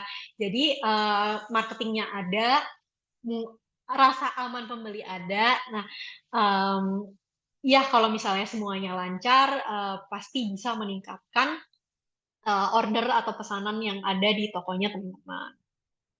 Nah, mungkin yang terakhir untuk menutup dan untuk supaya aku yakin ya teman-teman sudah memahami semua materi hari ini, kita coba studi kasus sedikit, evaluasi solusi sesuai performa. Mirip ya kayak yang tadi. Ini contohnya teman-teman di sini semuanya berjualan pempek. Kenapa? Karena saya suka pempek gitu ya. Let's say ini adalah untuk produk yang pertama, pempek kecil lala gitu. Terjualnya 1.900-an, dilihatnya 48.000, konversinya ada di angka 4%. Berarti evaluasi produknya itu apa, teman-teman? Boleh coba dijawab lagi di kolom chat. Konversi tinggi, traffic tinggi, atau konversi rendah, traffic rendah, atau gimana? Boleh berpikir, nggak apa-apa, nggak diburu-buruin, tenang, tenang. Kira-kira untuk pempek kecil lala itu tuh apa? Aku tunggu ya. Kalau misalnya ternyata teman-teman masih bingung, jawab nggak apa-apa, chat juga aja. Bingung kak, gitu, nggak tahu kak, gitu. Biar aku bisa mengajari teman-teman dengan baik.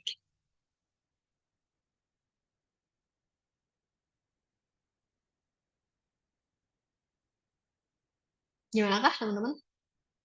Apa masih bingung? Rendah? Rendah kak. Oke, oke.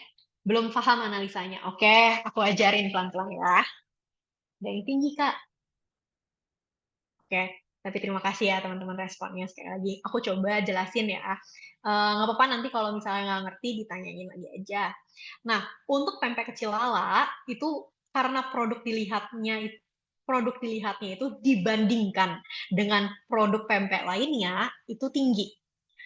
Dan konversinya itu juga tinggi. Kenapa aku bisa bilang tinggi? Karena tadi aku bilang biasanya angka konversi itu ada di 4%. Jadi kalau dia bisa di 4% itu udah tergolong tinggi-tinggi banget. Nah, kalau misalnya untuk produk yang dilihat tinggi dan konversinya tinggi, strateginya harus seperti apa sih? Nah, sekali lagi teman-teman, dengan produk unggulan yang seperti ini, yaitu pempek kecil lala, teman-teman bisa apa ya, mencantumkan review dari produk tersebut di banner toko atau bahkan foto produknya di banner toko supaya semakin banyak orang tergiur nih. Karena teman-teman kalau misalnya memperhatikan ya, ada beberapa bisnis di luar sana itu suka bikin diskon 50% jadi 39.000 yang awalnya 150.000 misalnya. Tapi pakai foto produknya foto produk unggulan mereka, tapi pas dibuka misalnya ternyata produk unggulannya udah habis atau terbatas dan ternyata diskonnya itu untuk yang produk lainnya. Jadi memang produk unggulan kayak pempek kecil lala itu bisa teman-teman pakai untuk menggait customer lebih banyak lagi gitu. Dan teman-teman juga bisa consider untuk ngebandlingin atau ngenempelin si pempek kecil lala dengan produk 3 dan 4 si pempek lempok sama pempek lenjer kecil supaya mereka penjualan itu lebih kenceng lagi gitu. Nah, yang kedua, pempek beringin. Nah, kira-kira untuk pempek beringin evaluasi produknya itu apa, teman-teman? Produk dilihatnya tinggi atau rendah sama konversinya tinggi atau rendah? Boleh coba chat lagi. Dilihat rendah, konversi tinggi. Oke,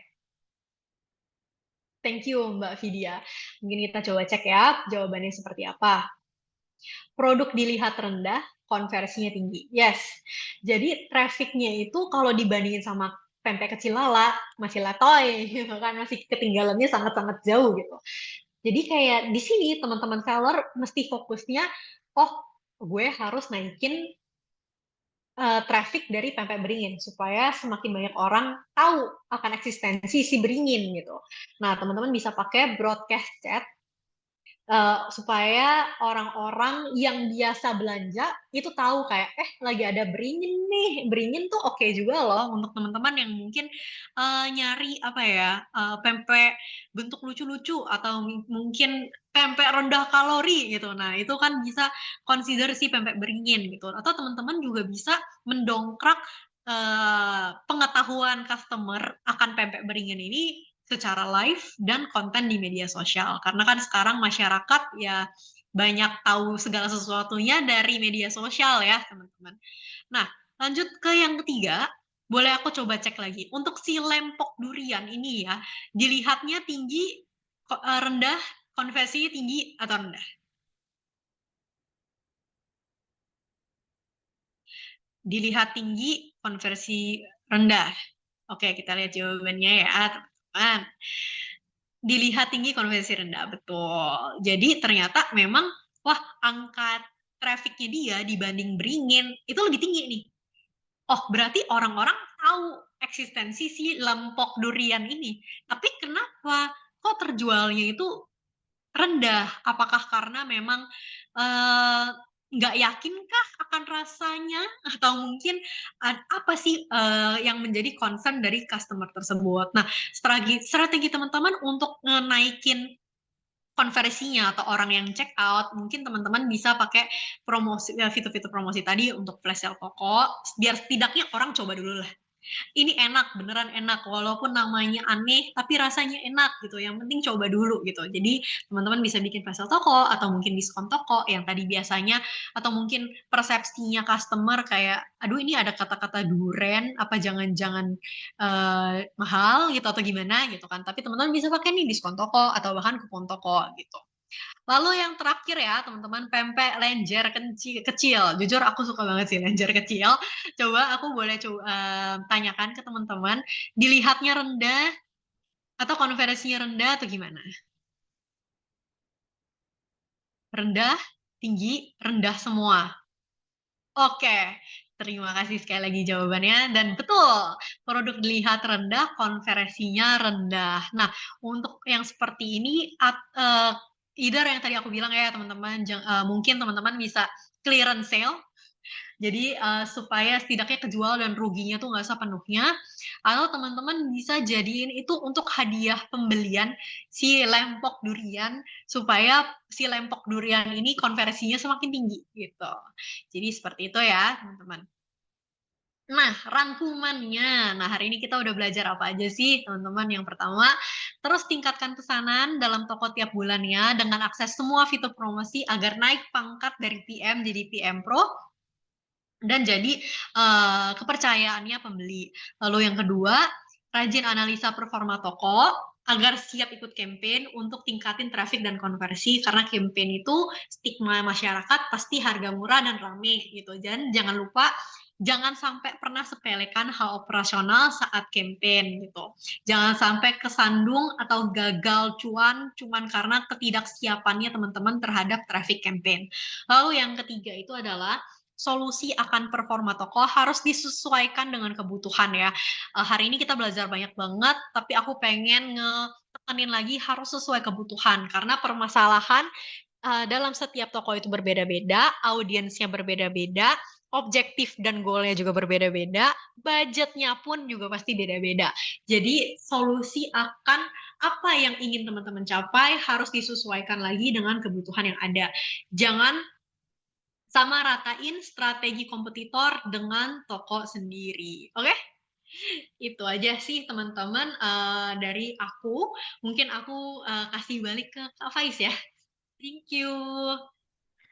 Oke, terima kasih Kak Anabel atas pemaparannya. Wah, dari tadi kayaknya seluruh partisipan ini aktif banget nih, penasaran banget, banyak banget pingin ngulik gitu ya dari materinya Kak Anabel. Semoga dari Kak Anabel materinya tadi sudah bisa memberikan insight-insight nih buat seluruh partisipan yang hadir dalam kegiatan hari ini. Oke, Kak, kita akan masuk ke sesi tanya jawab dulu nih Kak. Di sini udah ada beberapa pertanyaan, jadi aku akan coba bantu untuk baca ini satu per satu. Oke. Kita ke pertanyaan pertama dulu Kak, dari Kak Saiful Gofur. Bagaimana kiat-kiatnya untuk menarik pengunjung toko agar mau membeli produk kita sementara harga kita lebih mahal dari yang lain? Kebetulan kita produksi batik tulis. Ini masalahnya sangat apa namanya klasik gitu ya. Mungkin selalu ada permasalahan kayak gini, apalagi untuk produk-produk premium ya. Apalagi kalau misalnya produknya Mas Saiful ini batik tulis gitu ya, biasanya lebih mahal karena proses pengerjaannya juga gitu. Terus secara kualitas juga jauh dibandingkan dengan batik cap. Ada nggak sih Kak kiat-kiat yang bisa digunain khususnya di e-commerce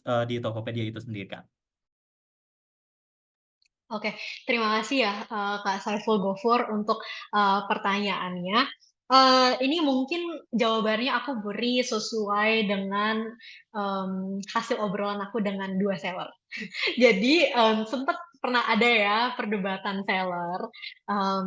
Ya kita lagi ngumpul aja sih sebenarnya dalam komunitas gitu. Terus ada salah satu seller yang nyeletuk gitu. Terus dia nanya kayak, mendingan margin tinggi tapi jumlah ordernya rendah, atau margin rendah tapi jumlah ordernya tinggi ya. Terus banyak dong orang-orang di komunitas, saya mah mendingan yang marginnya tinggi, atau saya mendingan bodo amat marginnya rendah tapi ordernya tinggi, karena margin rendah itu sustainability atau kayak ketahanannya akan in the long term itu akan lebih tinggi, akan lebih tahan gitu. Nah, sekarang aku balikin lagi, kayak pasti setiap orang inginnya beda-beda ya. Mungkin untuk Kak Saiful itu menjawab kebutuhannya itu untuk yang orang-orang dengan kapasitas atau daya beli di bagian tengah atas gitu kan. Nah, kalau yang pertama untuk aku, yang saran aku untuk Kak Saiful, mungkin bisa nge-consider juga untuk menyediakan batik lainnya, atau mungkin produksi batik tulis untuk barang-barang yang produksinya itu nggak se-heavy untuk baju, atau mungkin yang nggak semahal baju gitu. Kenapa? Biar setidaknya orang-orang tuh bisa tahu dulu gitu, kayak kualitas batik tulis di toko saya itu sangat-sangat bagus. Misalnya dari sapu tangan atau bahkan keychain. Jadi misalnya untuk Kak Saiful bisa menargetkan, ini contoh aja ya, Kak Saiful bisa menargetkan let's say pasangan couple. Terus mereka tuh pengen apa namanya kapelan keychain gitu. Nah, keychain itu mungkin bisa dari batik tulis yang kecil-kecilan gitu ya, yang bisa yang dari toko Kasaful buat. Atau menurut aku misalnya untuk kapelan baju gitu. Nah, mungkin bisa dibordirin batik tulis bentuk hati gitu kan di sini gitu kan, terus dijahit gitu. Nah, itu kan mungkin produksinya nggak akan semahal yang kayak full kaos atau kemeja batik tulis gitu kan, dan modernisasi juga sih batik tulis ini. Jadi memang Kak Saiful kuncinya itu adalah jangan berhenti berkreasi, jangan berhenti untuk kreatif juga. Kalau misalnya memang targetnya Kak Saiful itu ada di kelas tengah atas, nggak apa-apa. Aku nggak akan minta Kak Saiful itu untuk turun terjun ke bawah untuk mungkin produksi batik cap atau mungkin batik printing gitu kan. Tapi kalau misalnya memang tujuannya itu adalah untuk meningkatkan atau menarik pengunjung toko, bisa dari cara-cara itu, kreasi baru, atau ya mau nggak mau memang mengeluarkan produk baru yang lebih affordable untuk masyarakat di sini gitu. Itu sih kalau menurut aku. Oke, semoga menjawab ya Kak Saiful. Jadi memang mencari celah ya, bisa kita bilang mencari celah dari keunikan atau value yang kita miliki di produk kita. Oke, kita ke pertanyaan selanjutnya. Oke. Nah, pertanyaan selanjutnya ini dari V nih. Di toko sebelah gitu katanya untuk start seller itu ada potongan admin sekitar 11%. Nah, kalau di Tokopedia ini kayak gimana Kak? Soalnya ini mungkin akan sangat mempengaruhi bagaimana kita menghitung harga nih biar gak boncos gitu Kak.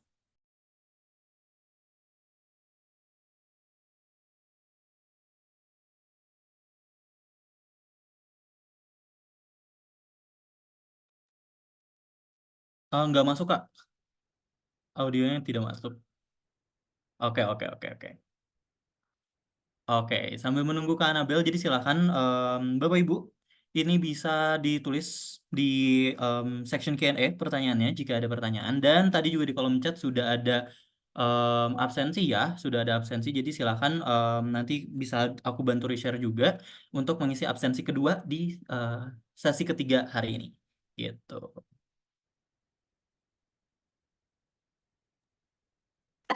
Tes. Oke, sudah masuk, tapi tadi agak putus-putus coba. Masih ya.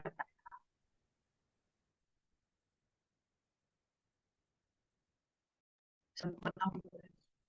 Oke Kak, sambil menunggu silakan Bapak Ibu bisa langsung ditulis pertanyaannya Bapak Ibu di kolom Q&A. Ini ada di sebelah kolom chat, gitu nanti bisa aku bantu bacakan. Di sini ada lumayan banyak pertanyaan dan waktunya juga lumayan terbatas. Jadi Bapak Ibu aku mau mohon maaf di awal dulu kalau misalnya nanti ada pertanyaan yang tidak terjawab. Tapi semoga pertanyaan yang ditanyakan bisa mewakili pertanyaan Bapak Ibu yang lainnya, gitu.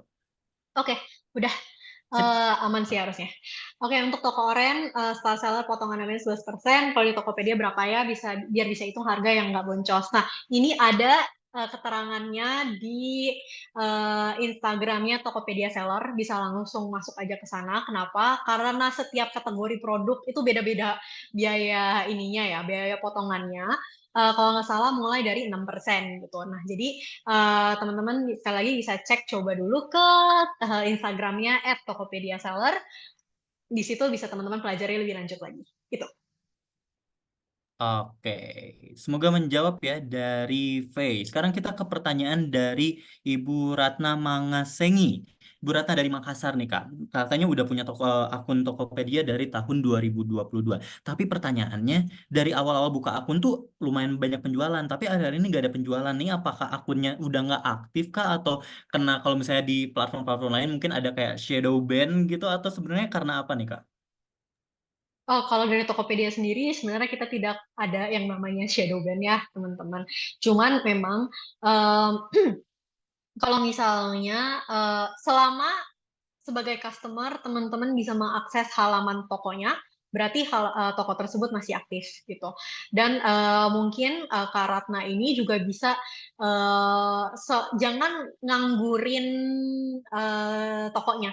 Jadi keaktifan itu bisa dalam berbagai bentuk sih, misalnya kayak uploading SKU baru atau produk baru, atau mungkin membalas chat, membalas apapun itu, bahkan membuka seller dashboard itu tuh pun udah bisa menandakan ke sistem kami kalau misal Kak Ratna itu adalah seller yang aktif gitu dalam 7 hari terakhir gitu. Nah di sini kalau misalnya akhir-akhir ini nggak ada penjualan misalnya gitu ya.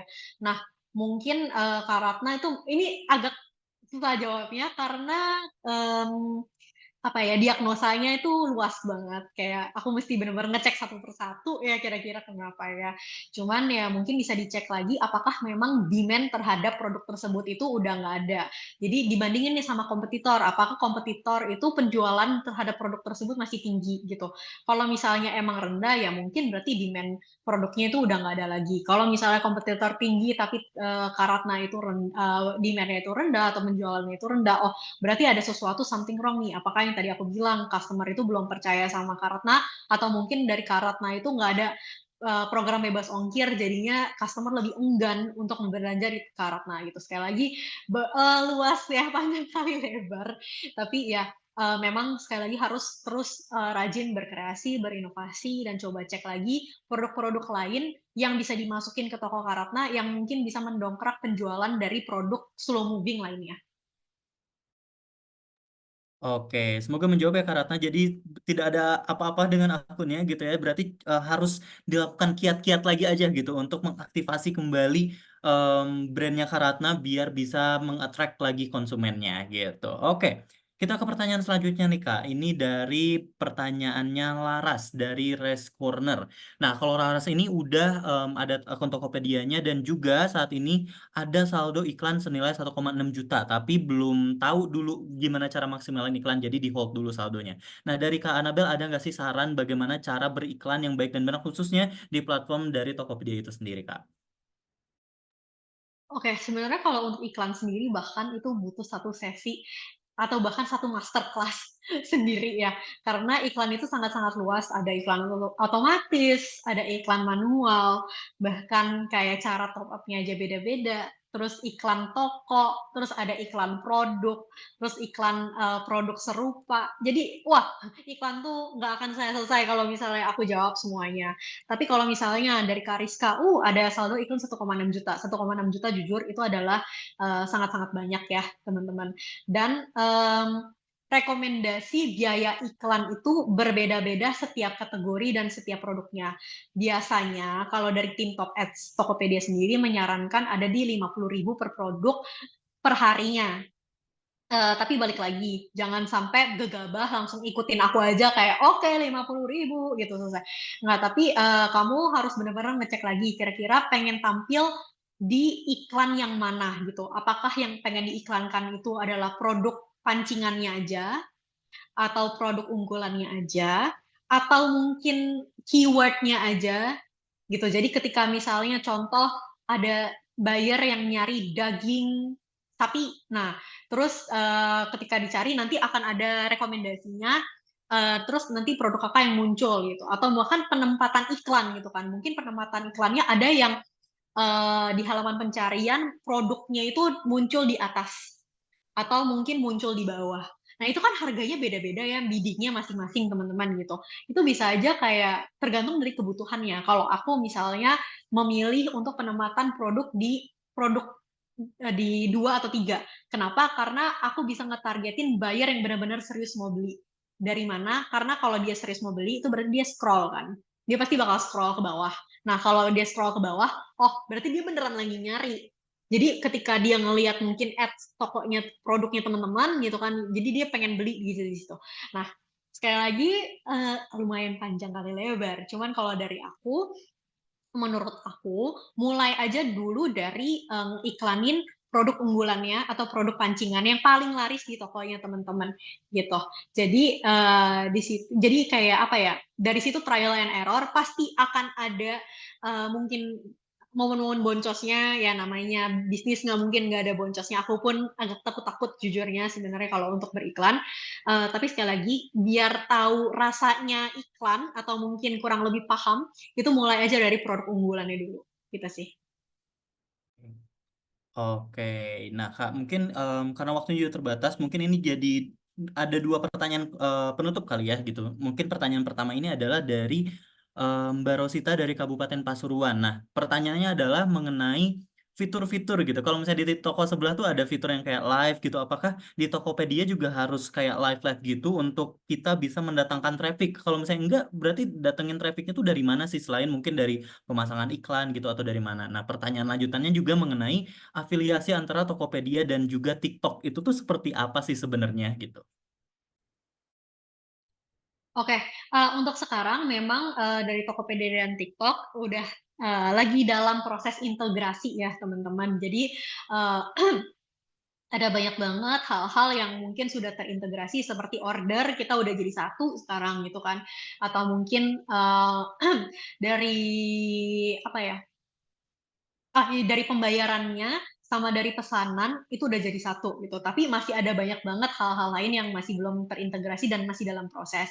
Jadi mungkin kalau jawabannya dari aku, diplomatisnya ditunggu aja gitu sampai ada pengumumannya. Nah, tapi kalau untuk menjawab yang live-live gitu ya, jujur dari aku sebenarnya kalau tergantung, sekali lagi tergantung dari kebutuhan tokonya masing-masing. Ada seller yang memang sangat bergantung banget dengan live. Kalau nggak live, menurut dia nggak laku gitu. Nah, menurut aku ya kalau misalnya memang lagi ada resource-nya atau manpower-nya, tenaga kerjanya untuk live, ayo live aja, nggak apa-apa gitu. Mau itu di TikTok atau di Instagram dan mengarahkan ke toko di Tokopedia gitu. Nah, untuk sekarang kan flow-nya masih seperti itu gitu. Jadi boleh banget teman-teman coba-coba aja live supaya semakin tinggi lagi penjualannya. Itu sih. Oke, semoga menjawab ya Ibu Rosita. Dan mungkin ini untuk pertanyaan closingnya nih untuk sesinya Kak Anabel hari ini. Kak, mungkin setelah penyampaian materi Kakak, terus juga tadi ada pertanyaan dari partisipan hari ini. Mungkin ada nih di sini partisipan yang sekarang tuh mungkin belum join ke Tokopedia gitu dan jadi tertarik atau untuk join ke Tokopedia. Ataupun ada yang tadi kasusnya ada beberapa yang udah punya toko di Tokopedia gitu, udah punya merchant di Tokopedia, tapi lagi ternyata setelah dilihat gitu ya dibandingin sama platform lain itu ternyata rendah banget dan kepikiran untuk kayaknya di close aja gitu ya, lagi di fase-fase labil gitu, fase-fase labil. Nah, dari Kak Nabil ada nggak nih yang bisa disampaikan untuk seluruh pelaku UMKM yang hadir dalam kegiatan hari ini untuk permasalahan-permasalahan atau rasa-rasa labil yang lagi dialaminya? Oke, naik turunnya bisnis itu adalah sesuatu yang sangat wajar ya teman-teman. Mungkin kita lagi sekarang lagi ada di atas atau mungkin kita lagi di bawah. Nggak akan selamanya kita di atas, nggak akan selamanya juga kita di bawah gitu. Nah, sekali lagi yang pengen aku tekenin adalah jangan sama ratain tokonya teman-teman dengan kompetitor. Walaupun itu bisa menjadi acuannya teman-teman, apakah teman-teman ini sedang melaju dengan kencang atau pelan, tapi kebutuhan tokonya teman-teman itu akan sangat berbeda. Makanya kenapa memang tujuan teman-teman berbisnis itu harus didasari dengan fondasi yang kuat yang seperti tadi. Permasalahan apa yang sedang ingin teman-teman pecahkan sebagai seller untuk orang-orang di luar sana. Kalau misalnya itu udah kuat, fondasinya itu teman-teman bisa pegang teguh, tentu aja pasti untuk selanjutnya teman-teman akan lebih giat lagi atau lebih kekeh gitu ya, persisten untuk terus bertahan, mau itu teman-teman lagi di bawah atau teman-teman lagi di atas gitu. Jadi segala sesuatunya dipikirkan dengan baik-baik, hati-hati, jangan gegabah. Eh, Selama kita tekun dan selama kita konsisten, pasti akan ada hasilnya nanti gitu sih. Oke, terima kasih Kak Nabil atas kata-katanya. Semoga juga bisa memberikan motivasi nih untuk seluruh pelaku UKM yang hari ini hadir dalam kegiatan bersama Kak Nabil hari ini. Dan juga aku mau berterima kasih kepada seluruh partisipan yang sudah hadir dalam kegiatan kita hari ini dari mulai sesi pertama, sesi kedua hingga ke sesi tiga dari program pendampingan pengembangan kapasitas SDM Usaha Mikro. Sekali lagi terima kasih semuanya yang sudah hadir dalam kegiatan hari ini. Sebelum menutup, aku izin mengingatkan ada link presensi di kolom chat. Jangan lupa untuk diisi link presensinya gitu ya. Jangan sampai terlewat karena akan ditutup di jam 15.30. Dan nanti kita akan bertemu kembali di sesi-sesi selanjutnya.